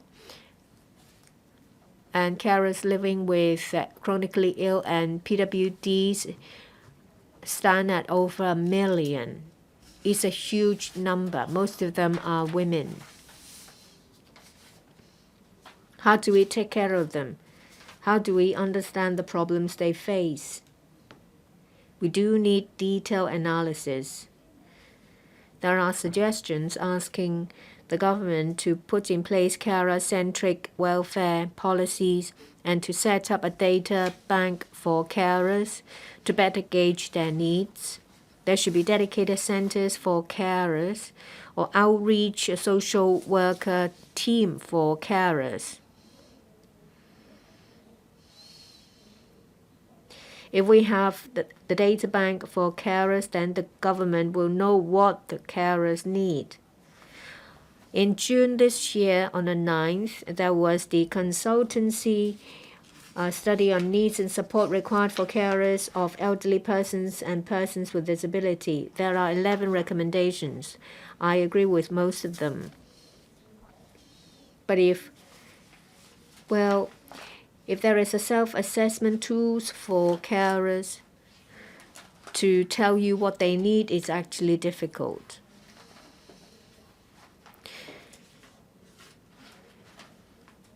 Well, if it's an old people taking care of another old person, it's difficult for them to tell you what they need. So it's difficult to use this self-assessment tool. I hope the administration will make use of professional teams to find out what the personal needs of carers are. We need to put in place carer-centric policy. Every family is different. Every carer is different.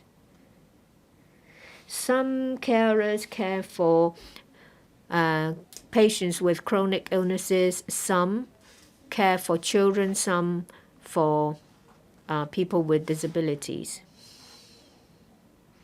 So we need to formulate a carer-centric policy. There are different suggestions. Say, for example, subsidies targeting different types of care recipients, financial assistance to carers, definition of carers, recognition to be given to carers, and carer-friendly policies. So the focus should be shifted onto carers. Yes, we need to help care recipients, but we also need to create a culture that would validate the work of carers. Mr. Johnny Ng. Thank you. I speak to support Mr. Lee's original motion and the amendment. When it comes to carers, we talk about a wide range of carers.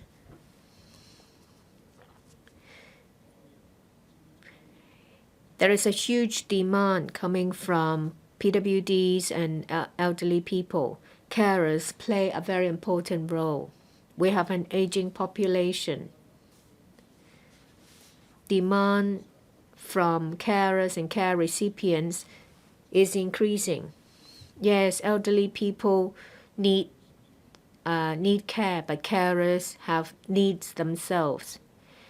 The LW announced in June a consultancy study on needs and support required for carers of elderly persons and of persons with disability.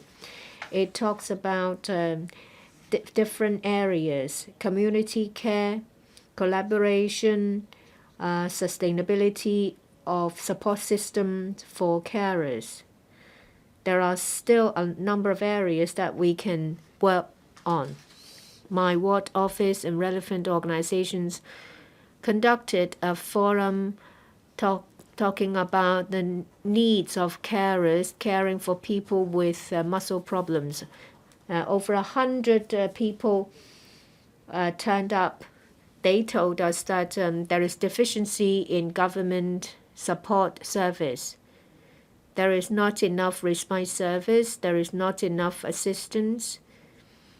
Carers encounter difficulties and they suffer from tremendous financial and mental pressure. 57% of the respondents said that they spend 71 hours per week on care. This is a lot longer than other places. And in another survey conducted by Hong Kong CSS, well, carers work twice the hours than other workers. Well, for those between the age of 35 and 54, they spend 96 hours per week to care for others. Now we have gerund technology. It is a good initiative. We make use of technology to enhance the quality of service. It will relieve the pressure suffered by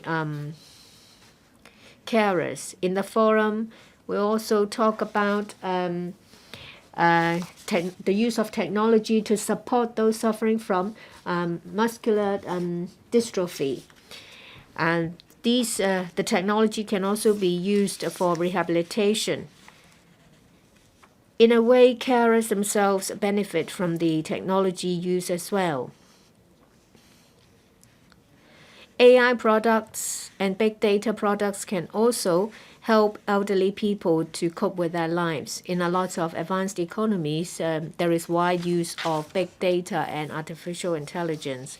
We should follow suit. Research should be done, subsidies should be provided, and we need to encourage commercialization of research products so that more people can benefit. And there needs to be a clear definition of carers. Comprehensive assistance should be provided to carers. Ms. Doreen Kong. Thank you, Mr. Deputy. I speak in support of Mr. Stanley Li's motion. As our population ages, now we have elders who are demented, who cannot take care of themselves. There is a greater demand for carers, and because of modern lifestyle, over 2 million people in Hong Kong suffer from chronic diseases, and it's expected that this population will continue to grow. This phenomenon will mean a greater demand for carers and also a greater demand for quality care. According to a study on local carers, 44% of the respondents felt they had poor sleep. 27% assessed themselves as being in poor health or very poor health. This goes to show that their physical and mental well-being are at an alarming stage, and support to carers cannot cater for their needs, such as financial and emotional support and hotline service support, etc. In many advanced economies, long-term care policy is carer-centric. Their strategies will serve as good reference for our local policy. Take the U.S. as an example. They have a case management-based approach. By taking care of the whole family, they have training and support for carer. They collect information on the carer, the strengths and weaknesses, and also resources required by the carer. This mode of care is a critical element of the care for the disabled, and also respite care in the U.S. They have workers to offer services at home so that carers can have some respite. This scheme has helped elderly care centers, and relevant service providers are funded by the government so that they can give due support to carers in the community. In Europe, they have allowance for carers. In particular, for full-time carers, they have targeted subsidies. So they have a special item for support to carers, providing 200 to 600 euros in subsidy, and they have a long-term care allowance for carers. They are not just targeting carers of physically and mentally ill elderly persons, but built into the whole system. So our policies and system has to be more targeted. We should have regard to the needs of carers. Support to full-time carers should be the focus of our future policy development. Looking back, in Hong Kong, our population is aging. We cannot continue to be wishy-washy when it comes to support for our carers. The government must launch a range of measures to provide relief to our carers. Now, we did a small-scale survey on community resources for carers. Now, resources are thin and their network is limited. Community network is an important bridge between hospital and home. It will supplement what is needed in the community. It can provide both the elderly and carers, and this can also empower elderly persons in looking after themselves. And there will be a beneficial cycle between the community, the carer, and care recipient. While it is said that anyone will tired after looking after an elderly and frail person for a long time, but with good support, I'm sure this can be realized. Thank you. Mr. Lai Tongko, according to WHO, those who are 60 years old if it accounts for over 7% of a population, that is already an aged population. If the percentage grow to 14%, is an ultra-aged community, and if rise to over 20%, is an ultra-old community. According to information, we have 1.4 million elderly persons in the community, accounting for 19.1% of the population. For those over 80, we have 400,000, accounting for 5.3% of our population. Projecting to 2040, 1 out of every 3 persons in Hong Kong are over 65. Those who are over 85 years old will number 990,000. That is 12.2% of the total population. Our population is increasingly aging. How can we ensure proper care for elderly so that they can live a dignified life? We must face up to this very serious problem. In 2019, 3.3 persons have to support one elderly person. It's expected by 2031, the figure will drop to 2 workers to 1 dependent. Elders have contributed to Hong Kong in the most part of their lives, and in their twilight years, everyone in Hong Kong should do our part for their retirement. The Labor and Welfare Bureau submitted an elderly plan to the Welfare Services panel. It quoted what the Elderly Commission submitted to the administration in June 2017 to confirm that aging in place and institutional care as a support as the mainstay policy of Hong Kong. 5 years down the road, it appears that the government's focus is on improving institutional environment and increasing manpower and enhanced regulation of care homes. However, for carers to help our elderly persons to age in place, with regard to the challenges and difficulties they face, the government is not providing enough support and relief. So the situation is still rather dire. Luckily, in this year's policy address, the chief executive said that there will be various measures adopted to support aging in place. In the third quarter of this year, the living allowance for carers will be greatly increased, and then the number of recipients will be increased by 50%. And by 2025, the total number will grow to 10,000. And then the voucher schemes can be used for leasing gerund technology appliances. There will be 16 neighborhood district centers. And by the middle of next year, these centers can provide services such as retirement planning and also gerund technology. And there will also be improvement to discharge schemes for the elderly.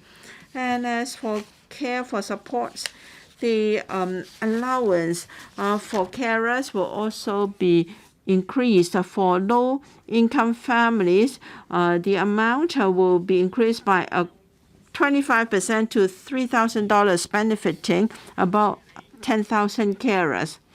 Now, if we use this approach to address the various problems and difficulties faced by the elderly, I'm not optimistic. The government must adopt a multi-pronged approach by providing sufficient cash, subsidy, training, and education, and must be result-oriented and formulate KPIs and give priority to this area of work. With these remarks, I support Mr. Stanley Li's motion and Ms.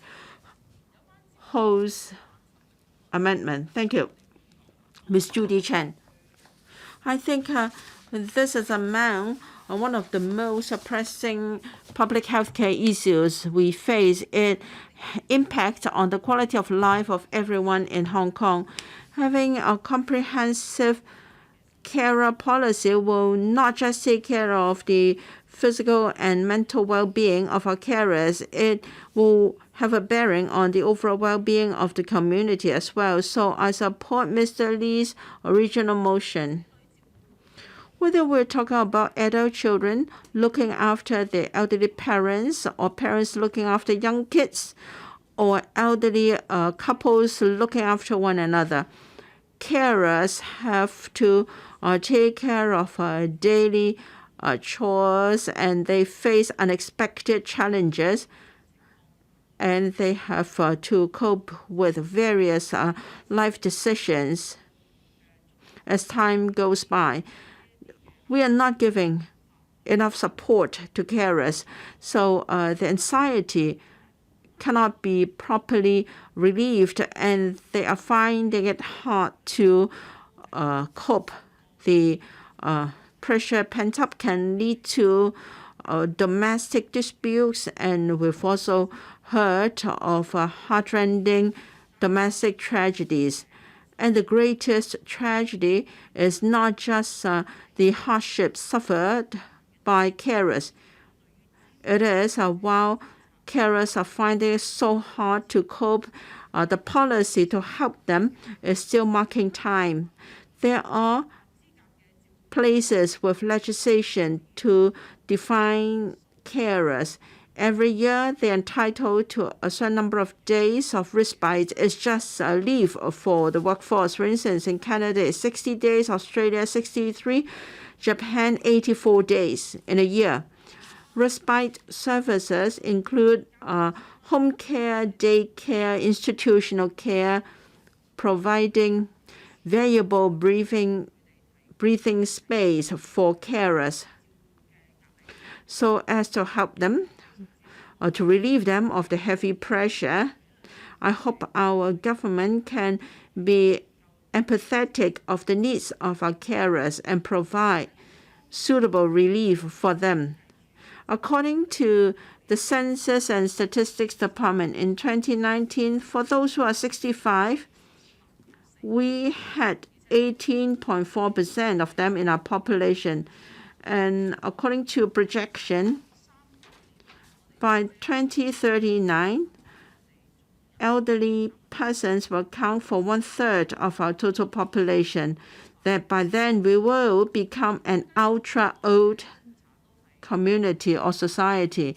Many surveys have told us that because of the prolonged insufficiency in care home places and because of the pandemic,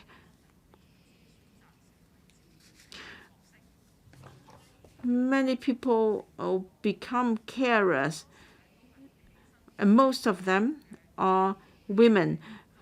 Very often they sacrifice their jobs and they provide care to family members, 24-hour long-term care to family members without any financial reward.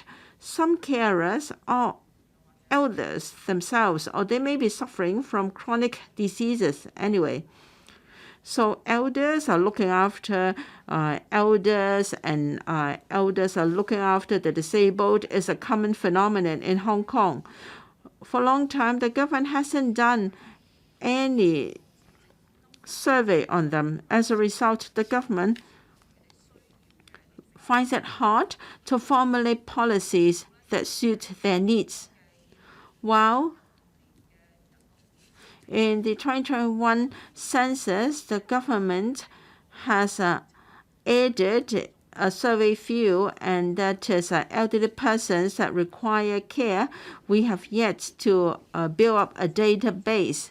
I hope that the administration can give a clear definition for carers as soon as possible and to cover them in a territory-wide survey so that we can be more specific about the needs of these carers and to reward them and give them recognition for their selfless contribution. Thank you. Mr. Kingsley Wong. Thank you, Mr. Deputy. Well, for the living allowance for the carers of PWDs and elderly persons, we have different rounds of subsidies, but it is said that the criteria are very stringent. It is difficult to succeed. You can't apply on your own initiative. You need to be invited by the SWD. Many members have already queried such a policy. The letter is not sent to the carer. The letter is sent to the care recipient, that is the elderly person or the PWD. Sometimes it is easy to miss the application deadline. In other words, the government fails to look at the matter from the perspective of the carer. For those who have been invited, they also found it difficult to succeed in the application. For the third round, we have got 6,000 places, but then only 1,000 or so applications were approved. And then it is said that for those who are ex-mentally ill, their family members found it difficult to find a residential place for their family members. It will be difficult to consider the option. And then the family members' income that live together with the care recipient will be taken into consideration. So for the carers, if there are two working family members, and if you earn the median income, you can easily exceed the income threshold. Your bonus, your year-end bonus, license, or financial support given by family members not living together will also be counted towards the household income. The care recipients may consider themselves being a burden to the entire family. For the two pilot schemes on living allowances, I think the government had good intentions to help. However, the government has failed to look at the matter from the perspective of the carers or the care recipients. And the recipients do not find themselves being respected. We need to review the pilot schemes and try to fine-tune the schemes. There should be 3 points. First of all, the application should be open to all. Second, the residential home criteria, the applicants' eligibility should be relaxed, and then we mustn't take into account the entire household income. I support the motion as well as the amendment. Mr. Kenneth Fogg. At different stages of our life, we are a carer, we are also a care recipient. Carers may be patient and compassionate. If it is a long time task, you easily feel exhausted. The pandemic has been with us for 3 years, and you have to stay home with the elderly persons or PWDs all day, and so easily we become depressed if we are a carer. And then there is the economic recession, and therefore we have got pressures from all sources. Carers find it difficult to get any breathing space at all. They are under huge pressure. I subscribe to the motion moved by Mr. Stanley LI. The government should adopt a carer-centric principle and come up with comprehensive policies. You should be multidisciplinary in nature as well. If you look around the region, we have also got respite service for the carers. In Canada, 60 days, 63 days for Australia, 84 days for Japan. Other than sending their care recipients to day centers of residential homes in Australia and Japan, they can also have people going to the homes of the care recipients to take care of the care recipients. I understand the government has to come up with more administrative support and money. Perhaps we can consider using volunteers' help. NGOs have got access to volunteers. I wonder if the government can provide more financial subsidies so that such programs, such activities can be further extended. Not too long ago, I came into contact with NGOs, and I attended a very special concert at the Hong Kong Cultural Center. For the musical players on the stage, they started from scratch, and many of them learned to play musical instruments, sometimes Chinese musical instruments. As a result, they were able to find some breathing space. They are the carers. Well, a lot of academic research has already given recognition to artistic therapy. I think as a result of this means, the carers can set aside their burden and they can sort of improve their mental health. Many artistic groups have taken part in this kind of art therapy, like Chinese music, Western music therapies are good ways to raise the self-identity of the carers. Well, art therapy is a good option to give vent to your pressure, your grievance. And I'm sure we have got policies of the government that are outdated. It is still in the form of providing subvention or subsidy. In fact, to provide comprehensive support, I think the LWB can give recognition to the social role and function of art therapy. So we should change our arts and cultural policies. I think the bureaus involved should find ways to introduce art therapies so that carers and care recipients will have an alternative option. For the LWB, I know that they have got a consultancy study on the needs and the services required of carers of elderly persons and PWDs. I think we should allow NGOs to play a greater role, and then enterprises can also chip in. There should be a platform to give information to the carers, and then carers and care recipients can have a harmonious relationship, and there will be fewer tragedies. Provide full support to carers is an urgent task. I hope the government will be proactive in this regard. I support Mr. Stanley Li's motion. Thank you.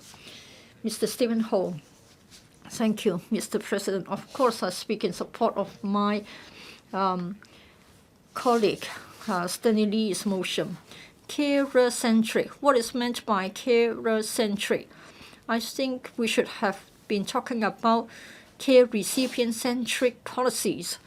I talked to Mr. Stanley Li. I think what he meant was that carers should be given help to maintain their self-dignity, so that it means that we give a human touch to the policies. Well, Mr. Sun, I know that we have got $140 billion in your envelope, and then we have got $70 billion left for distribution to welfare organizations. So the amount of resources is limited. If we want to increase the resources, it is good to give handouts. If you look at it from the eyes of a lawmaker, but we need to be precise in the allocation of resources. On the mainland, it is believed that children have the obligation to support their parents. If you don't support your parents, it is a breach of the laws, and then there can be deductions from your wages, and that money will go to your parents. I studied overseas. Usually, at the age of 18, children will be thrown out from their homes by their parents, and therefore the tax rate could be as high as 40% because parents don't get support from their children. In Hong Kong, we are sort of between the two sorts of models. We have got resources to do good things. I don't think we can avoid that. I think we need to address their emotional pressure, like what Mr. Fogg has said. Maybe by playing music, you can have the easing of your pressure. I know that there was a $200 billion loss on the part of the exchange funds. Well, in this term of the legislature, we have got many talents from the financial services industry. Maybe we can adhere to the same tax rate and yet gain more money to fill up our public coffers. We can also mobilize the public. In the past, there was chaos in the legislature. With the national security law in place, I think it's time for us to do something about it. In the Southern District, in Tsuen Wan District, there will be the care teams, district care teams to be set up. I think we should be proactive, and we should identify those that need our help, and we should find ways, informal ways, to help the carers. For NGOs, I think they can raise funds. What the government has to do is to award them with honors on the 1st of July. I think just like in the past, if you honor somebody with a medal, then they will be encouraged to do charitable work. And then in Europe, in China, etc., I think we need to consider the matter if we haven't got sufficient money in the public coffers. Instead of counting on the government, we should count on ourselves. Our healthcare system is good, but it doesn't mean that we should discourage the taking out of health insurance. Maybe for people in my position, perhaps we should start getting some insurance for my retirement. I'm not talking about annuities. If you get $5,000 and if you are an elderly person, I don't think you dare to spend the money. Maybe you can only spend the money on a special toilet seat or a bed with an adjustable height. But still, it is a very useful device. So it's better to take out an insurance to take care of your needs when you retire one day. Well, I hope the government can understand how much money is needed and then tell the lawmakers, and then we can give you advice. Thank you. Mr. Gary Zhang. Thank you, President. I thank Mr. Lee for moving the original motion and Ms. Lam from C15 Plus for moving the amendment. Carers have given their all to care recipients. They should get our support and our recognition. They not only take care of their family members, they have also made contributions to our society. They plug the gap before care recipients receive proper assistance from the government. In terms of implementing carer-centric policy, I would like to say a few things. That is in relation to enhancing awareness, improving assistance available to carers. Currently, people know very little about carers. They only think about a carer for PWDs and elderly people. But those who care for children should get our attention as well. Young children under the age of 6 rely on their parents and their carers to take care of them. The care level is also very high. The government should put in place a standardized definition of carers to encourage recognition from the community, and they should also make it easy for carers to seek help.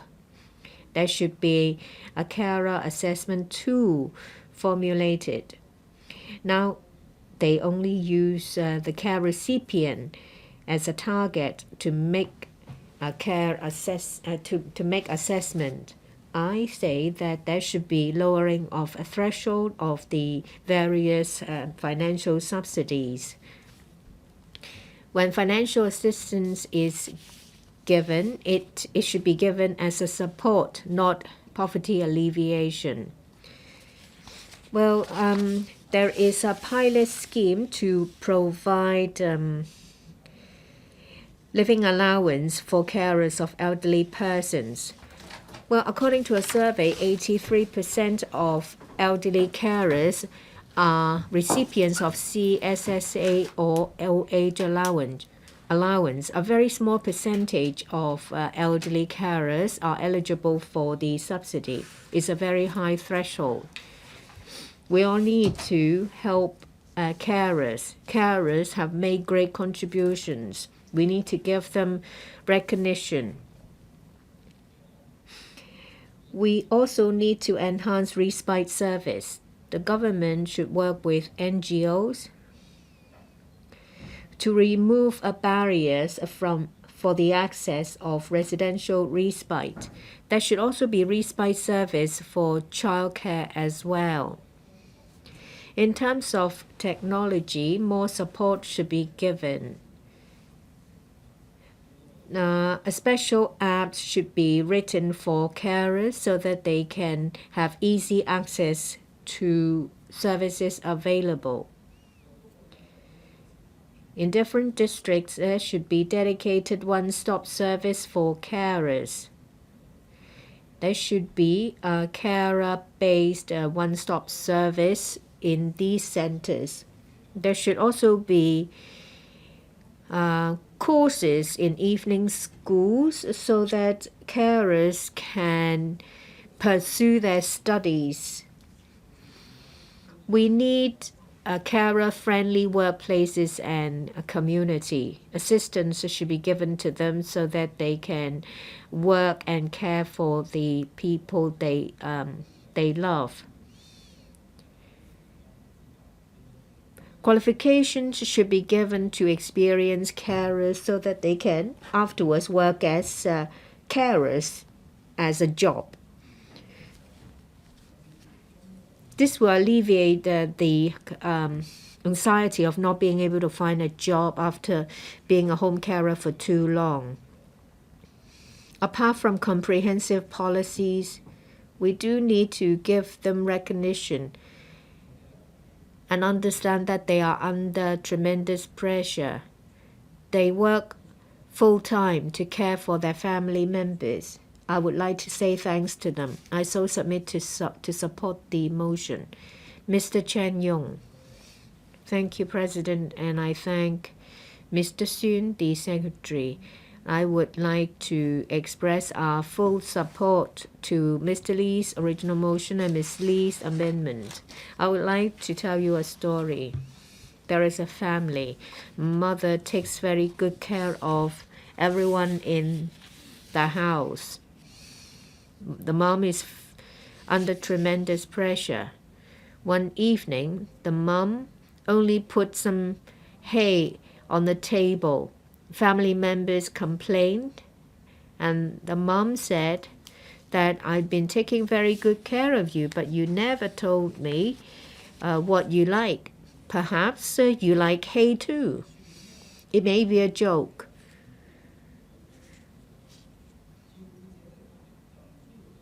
We can't take carers for granted. If you fall ill, your mom would take care of you. But what if the carer themselves have fallen ill? If we don't give them support, if we don't give them enough gratitude, then there will be difficulties and there will be a higher cost to pay by our society. It's difficult to be philanthropic for a lifetime. It is easy to take care of someone for a day. So I support that we should all make use of different means to help carers. We should show them more care and support, because if you support them, you support yourself, you support the society. In the policy address, it is said that in October next year, there will be an increase in carer subsidy under the CCF, the Community Care Fund, but they need much more than that. They need your recognition. They need encouragement. Mr. Lee talks about professional care knowledge. It's just like a badge that you get when you donate blood, or the honor system of the government. You need them. You need to give them psychological support. Well, carers don't have a time when they stop working. They can't vent. There is no one they can turn to.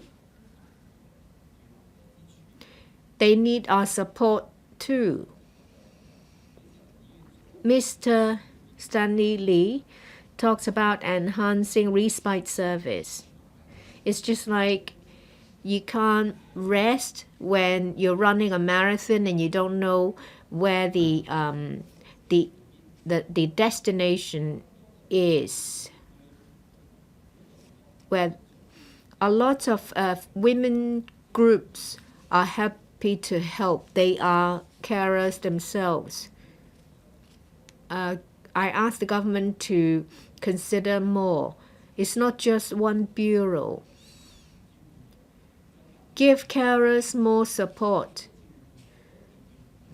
because you are actually supporting the care recipient.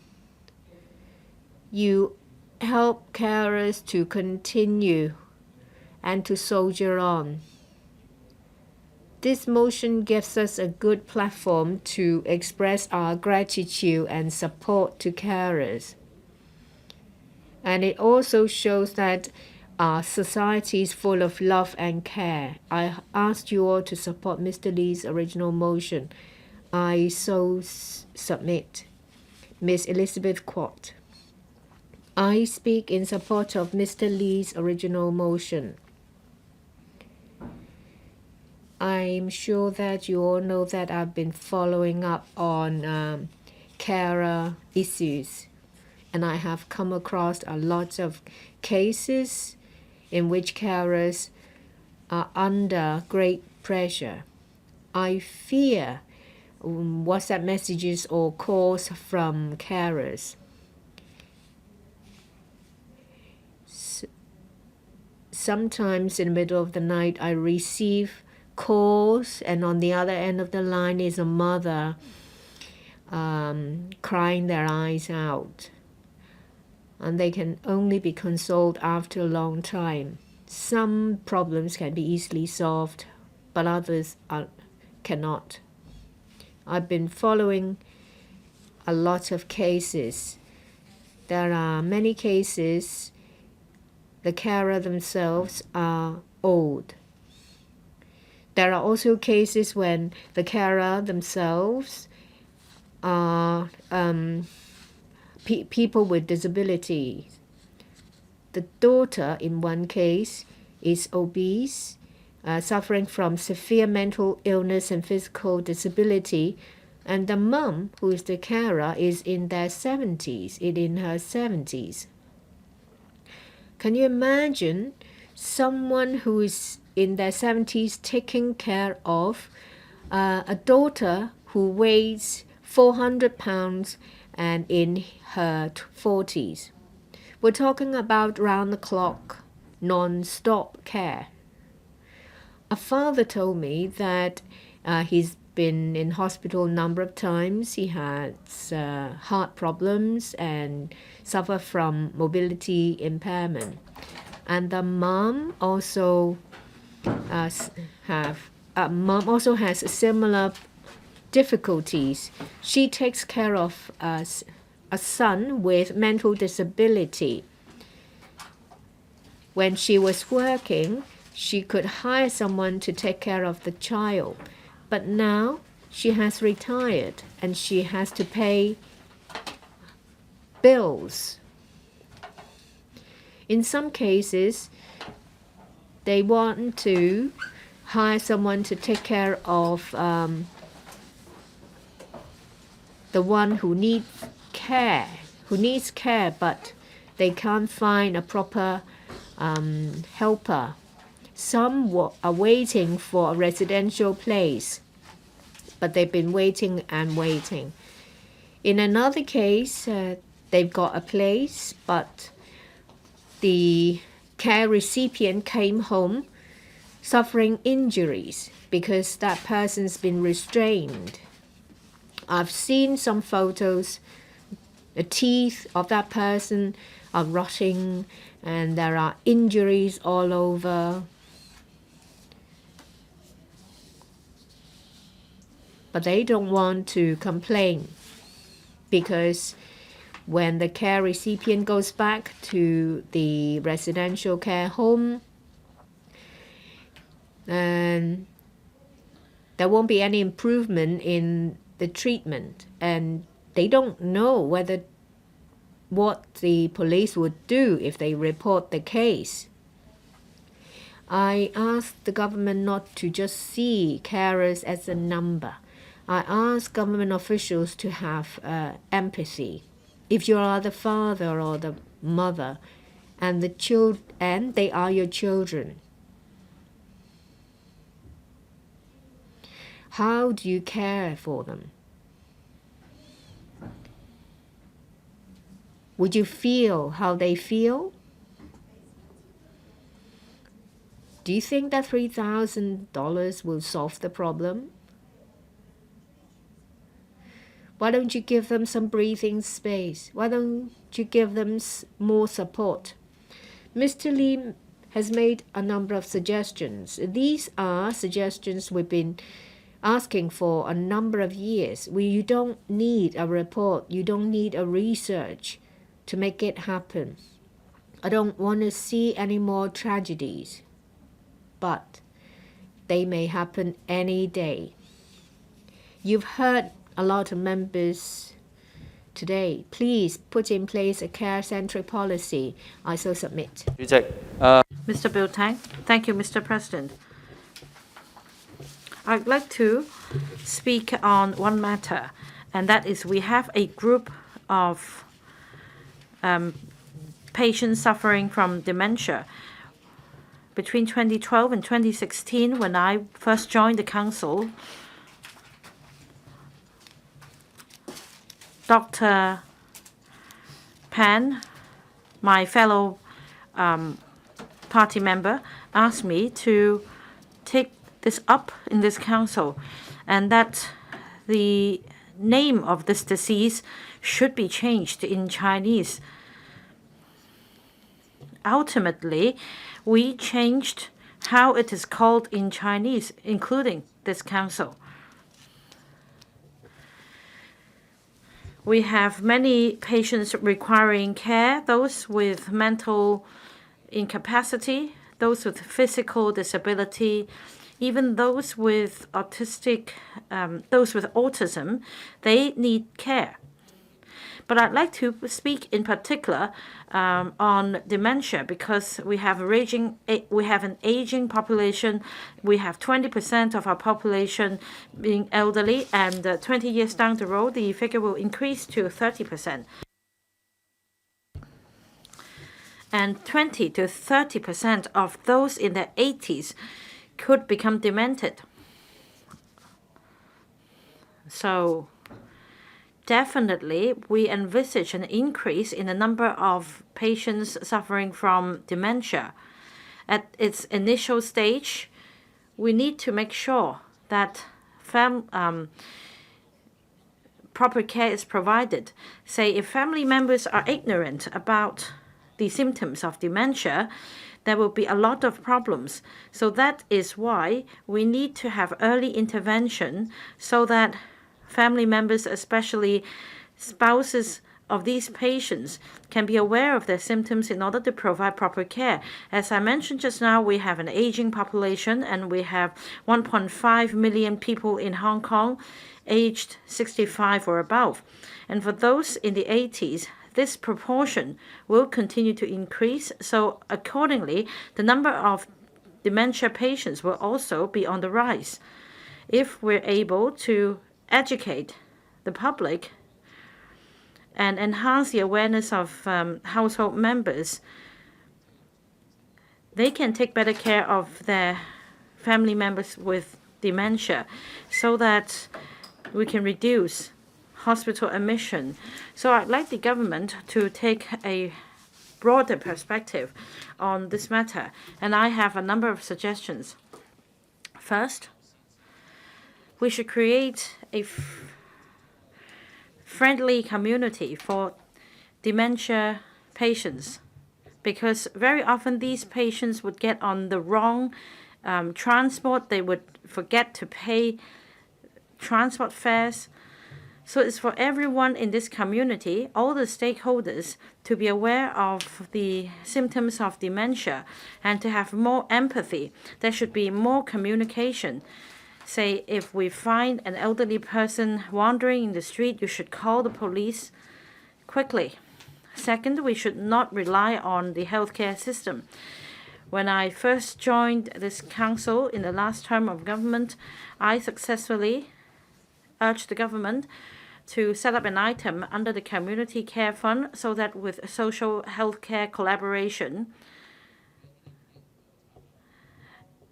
subvented organizations began to implement measures to step up training for carers of patients with dementia. Mr. Michael Look asked an oral question on the last occasion, and I asked a follow-up. I asked whether we could further expand the scheme to cover community organizations and community groups to provide better support for patients with dementia as well as their carers. Because, as I said, definitely we will see more and more such patients in Hong Kong. And this is something that we should look at squarely. Demented patients have different livelihood problems. They may get lost very easily, and they may have other problems coping with day-to-day lives. In fact, this Saturday in the morning in Wan Chai, we have a seminar on dementia, and I'd like the government to take part in it as well. Mr. Holden Chow. Mr. President, I thank Mr. Stanley Lee for moving the motion in terms of support for carers. The government has emphasized that with an increasing proportion of elderly in our population, we should place more emphasis on aging in place and community care. So when it comes to support for caregivers, as per the motion debate, we should also have the same principle in mind, because we have a shortage of residential care home places. So if we're able to fulfill the objective of aging in place, we'll be able to alleviate pressure on the sector. When it comes to aging in place, we rely on carers to take care of the elderly, and usually carers mean their family members. We often see cases in which a young family member takes up the role as a carer to look after their elderly parents, and this younger person often sacrifices his job and the pay. The government provides a subsidy in the form of a few $1,000s, but this is a far cry from the pay that this young carer gets if he rejoins the workforce. But all he wants to do is to take care of his family members. So I thank Mr. Stanley Lee for his motion. I understand that, as mentioned in this motion, apart from providing financial support to the carers, an institutional arrangement should be set up to at least recognize these carers so that appropriate support can be provided. Counseling is a form of support. It's not always about financial support, because, well, when you take care of an elderly family member, you don't just look after the daily needs, you look after the emotional needs. And in particular, for carers of those with mental incapacity, it's a lot of pressure on the carer, and the carer also needs counseling and emotional support. We need these support measures. So all in all, if the government can attach a greater importance to this matter, a system can be set up so that we can identify and recognize the carers, followed by appropriate support. Then I think it will be more effective in solving the problems facing us. I hope the government will listen to this suggestion so as to implement the carer-centric policy as set out in the motion. Ms. Chen Hao-Yan. Thank you, Mr. President. This is a motion debate on implementing carer-centric policy. I thank Mr. Stanley Lee for moving this motion. Carers face a lot of pressures. When I was a reporter, when I was a political assistant, when I then reach out in the community, I got in touch with a lot of carers. Many carers take care of their elderly parents. Many carers take care of those the family members with mental incapacity, or patients with serious illnesses, and their conditions cannot be reversed. Carers of different kind all face different kinds of pressure. So it's very difficult to have one-size-fits-all policy for the carers. The policy should be tailor-made. That is why members have provided different suggestions today in light of the nature of carers in different scenarios. Say, for elderly parents or elderly couples, where one can take care of another if one is more capable. But in some circumstances, we have only a pair of elderly taking care of each other, especially during COVID pandemic. Other carers or social workers could not provide the services to them. The carer may also be an elderly person. The elderly person may also suffer from different diseases and perhaps dementia. And yet this carer will still have to do grocery shopping and other household chores. That is why when we pay home visits, very often they will burst in tears when they talk about their problems. The next kind of carer is the carer of paraplegic patients and also patients suffering from cerebellar ataxia. These are irreversible diseases. And it is so hard for the household members, as sometimes they need to engage outside help, and then sometimes they can be very pessimistic, and that could lead to other problems, even breaking the law, for example, by assisting this patient to commit suicide. There should be policy support for these carers, but we're not providing any help. These, the family member without support cannot just dial 999 and call for help. So that's the second point. Carers for patients suffering from irreversible conditions is very difficult. In fact, this Monday, I visited this organization in Sha Tin. This organization provided hospice service in the form of 30 hospital beds so that the terminally ill patients could have a quiet environment to spend their last days with the family members. And the carers also feel grateful because in the Society for the Promotion of Hospice Care, this facility provides an opportunity for doctors and nurses to take care of the terminally ill patients. I feel saddened.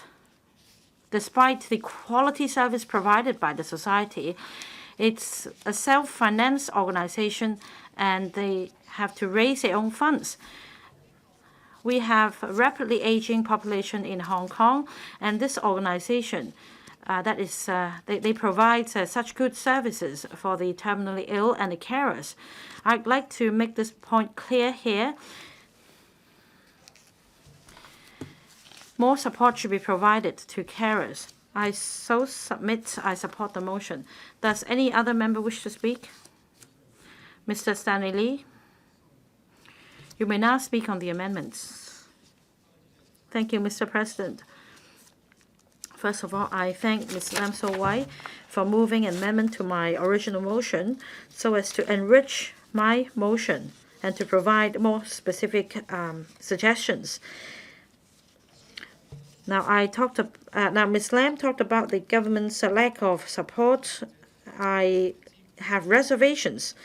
Although little support has been provided by the government, there is a shortage of places, and many schemes are rolled out only for a short period of time or on a pilot basis, operated by NGOs, such as respite services. Because of transportation issues, many carers lack the necessary support. The amendment refers to setting out a standardized and clear definition of carers at the policy level. And yet, on this matter, there is not a consensus in the community. In fact, a few years ago, there was a discussion on the definition of carers for people with disabilities. And eventually, in order to be given policy support, one must go through the standardized care assessment mechanism for the disabled in order for the disabled to apply for disability allowance and to enjoy the $2 concessionary fare and to get a parking permit for the disabled. So instead of defining the term carer, I'd rather follow my own suggestion. That is, there should be a service agreement for carers so that carers can be acknowledged. That is, there should be a pass for carers so that the carer will be eligible for the welfare benefits provided by the government. And then we can provide skills training for carers, etc. I think service agreements is more important and more meaningful than providing I for the term carers. I so submit. Secretary for Labour and Welfare. President, once again, I thank Mr. Stanley Lee for moving the motion and other members as well as Ms. Hon Lam for moving the amendment. Today, 34 members have spoken on the topic implementing carer-centric policy. Those were all heartfelt views from members. I have listened very closely to the views and I have made a record of them. I believe that they will help the government formulate practical measures to support carers. In his opening speech, Mr. Stanley Lee said carers are unsung heroes. They have been sacrificing for their family members. As a father and a son, I totally agree with Mr. Stanley Lee. Riding on this opportunity, we would like to extend our highest respect for carers. Ms. Eunice Yong and Ms. Rebecca Chen mentioned that to carers, the greatest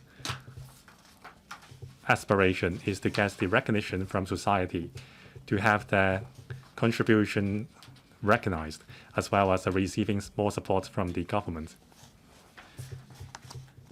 In the policy address delivered in October, a series of measures have been announced which show the determination of the government to enhance support for carers. First, on financial support, we understand that caregiving may incur additional expenses and impose financial stress on carers. As I have mentioned in my opening remarks, starting from October 2023, the government will regularize the living allowance for carers from low-income families, which was a pilot scheme under the Community Care Fund. And also, the monthly allowance amount will be increased by 25% from $2,400 to $3,000. This will benefit some 10,000 carers. Mr. Chen Xiu-hong mentioned that persons with mental disability may not be benefited from the scheme. I would like to clarify that the definition for low-income families is quite broad. As long as the applicant is on the waiting list of rehabilitation services offered by the SWD, including residential care services for persons with mental disability or children in need, they will also be qualified. carers from those low-income families are also eligible for the allowance. And also, the special care subsidy for the severely disabled will also be regularized. The full subsidy amount will be increased from $2,000 to $2,500 per month. In the debate just now, many members mentioned their support for the government's effort in regularizing subsidies for carers. But members considered that the government can adopt a more flexible measure in terms of the means test regime for these allowances. I heard that. However, in terms of the use of public money, we have to be very prudent to ensure that public money is spent in the most appropriate manner and to avoid overlapping use of resources. As a result, there is a need to means test the applicants for these subsidies. At present, if the carer or the care recipients will not be eligible to receive higher old age living allowance or other allowances, and also the median household income cannot exceed the median household income level by 75%. However, assets will not be counted. A balance has been struck. Members' care for the members' concern for carers are duly noted, but we really have to consider the most appropriate use of public money.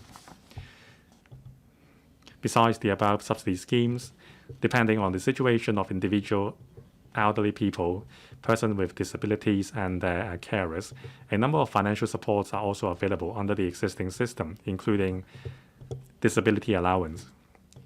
In addition, those who maintain dependent elderly and persons with disabilities can also enjoy tax allowance.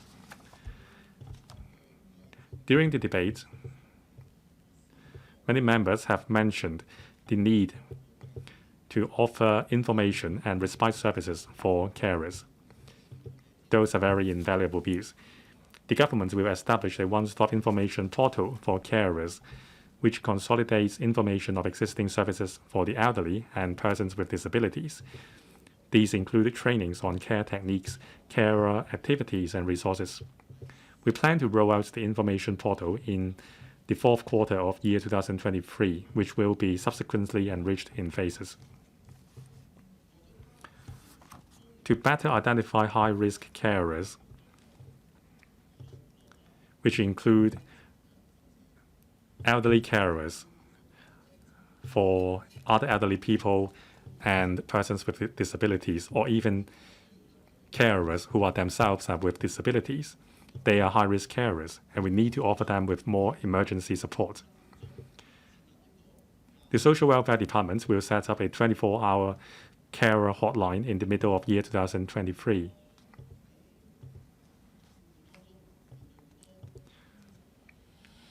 There are a lot of carers under huge mental stress during the care for the charge. We hope that the hotline will be able to help them. Ms. Elizabeth Court mentioned that she received calls at midnight from stressed carers. This is really worrying. I thank Ms. Elizabeth Court for using her own time and resources to help a lot of carers in stress. With the hotline, however, we want to help a wide range of carers. The hotline will be manned by professional social workers for real-time consultation, as well as outreach services, emotional support, and referral services. The social workers will assess the risk level and make timely intervention. They will also identify hidden carers who lack support as early as possible and introduce them to community services. Respite services are short-term emergency care services for elderly and persons with disabilities in need. This is also very important. Many members have put forward invaluable views on how the government can enhance respite services. The short-term emergency care services for elderly and persons with disabilities are really necessary. like a member said, it is like running a marathon. Mr. Brave Chan said it is like the carer participating in a marathon. And respite service is like a support station offering short-term services to alleviate their pressure. Currently, the government offers some 230 designated day respite places and 330 designated residential respite places for the elderly. There are also some 160 designated day respite places and 390 designated residential respite places for persons with disabilities. We will continue to increase the number of these respite places.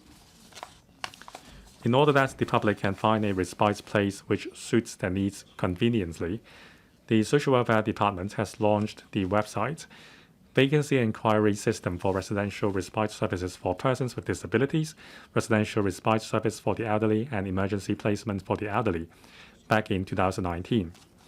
The Social Welfare Department plans to enhance the inquiry system in the middle of 2023 to include day respite service, so that carers can make searches for both day and residential respite services on the system.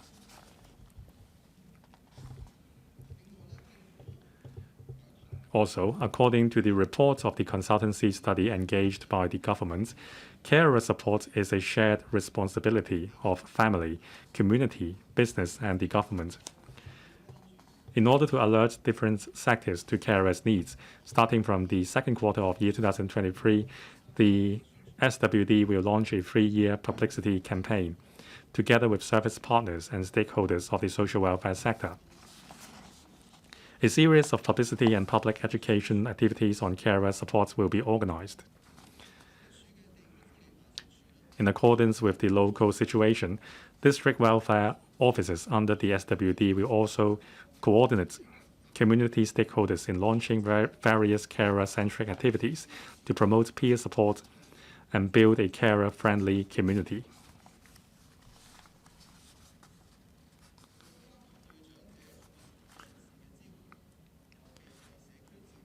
Enhancing support for the elderly and persons with disabilities, in particular community care and support services, will also help alleviate carers' pressure. The government will regularize the pilot scheme on community care service voucher for the elderly in the third quarter of 2023, with the number of beneficiaries increased by phases from 8,000 to 12,000 in year 2025 and 26. And its application scope will also be extended to lease of assistive technological products. Like many members have said, for elderly people and PWDs, an adjustable bed, a wheelchair, or bathroom tools would be very important to improve the quality of life of elderly people and PWDs, as well as their carers. Besides, in the third quarter of year 2023, the government will expand the integrated discharge support program for elderly patients by increasing the annual number of beneficiaries of discharge planning service from 33,000 to 45,000, with the number of home care service referral increased from 9,000 to 11,000. Over the next 5 years, 16 elderly community centers and some 300 subsidized community care service places will be added to better support aging in place. During the debate, a lot of members agreed the government's philosophy of using aging at home as base and community support as support.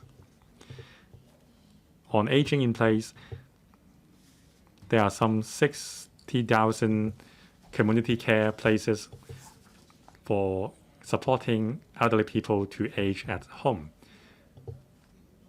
Some services are center-based, including the 93 and elderly day care centers and units, as well as home-based services, mainly provided through our integrated and enhanced home care services. And also for elderly people who choose to use our elderly community care vouchers, they can choose the service model they prefer.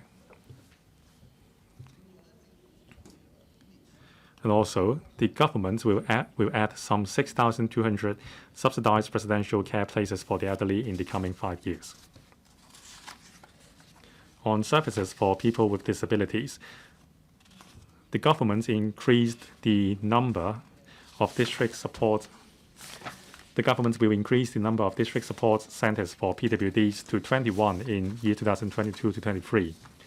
We will also enhance online and clinical services provided by psychologists at the 24 Integrated Community Center for Mental Wellness over the territory, so as to enhance support for persons with disabilities, rehabilitated patients with mental illness, and their carers. In addition, we will roll out a pilot scheme in year 2023, where 2 new community rehabilitation centers will be established to offer integrated day and home care services to persons with severe disabilities living in the community. In year 2023 to 24, we will increase the number of preschool rehabilitation, day and residential care service places by 2,300. Presidents, the government understands that carers of the elderly and persons with disabilities are facing a multitude of challenges. And it is a taxing task mentally and physically. We will continue to adopt a multi-pronged approach in supporting the elderly, the persons with disabilities, and their carers. We will also work closely with partners in various sectors to continue enhancing carer services. Once again, I thank members, altogether 34 members, for their views and suggestions. I so submit. So-wai. I now call upon Ms. Lam So-wai to move an amendment. Mr. President, I move my amendment. I propose a question to you that Ms. Lam So-wai's amendment be passed. Will those in favor please raise their hands? Those against, please raise their hands.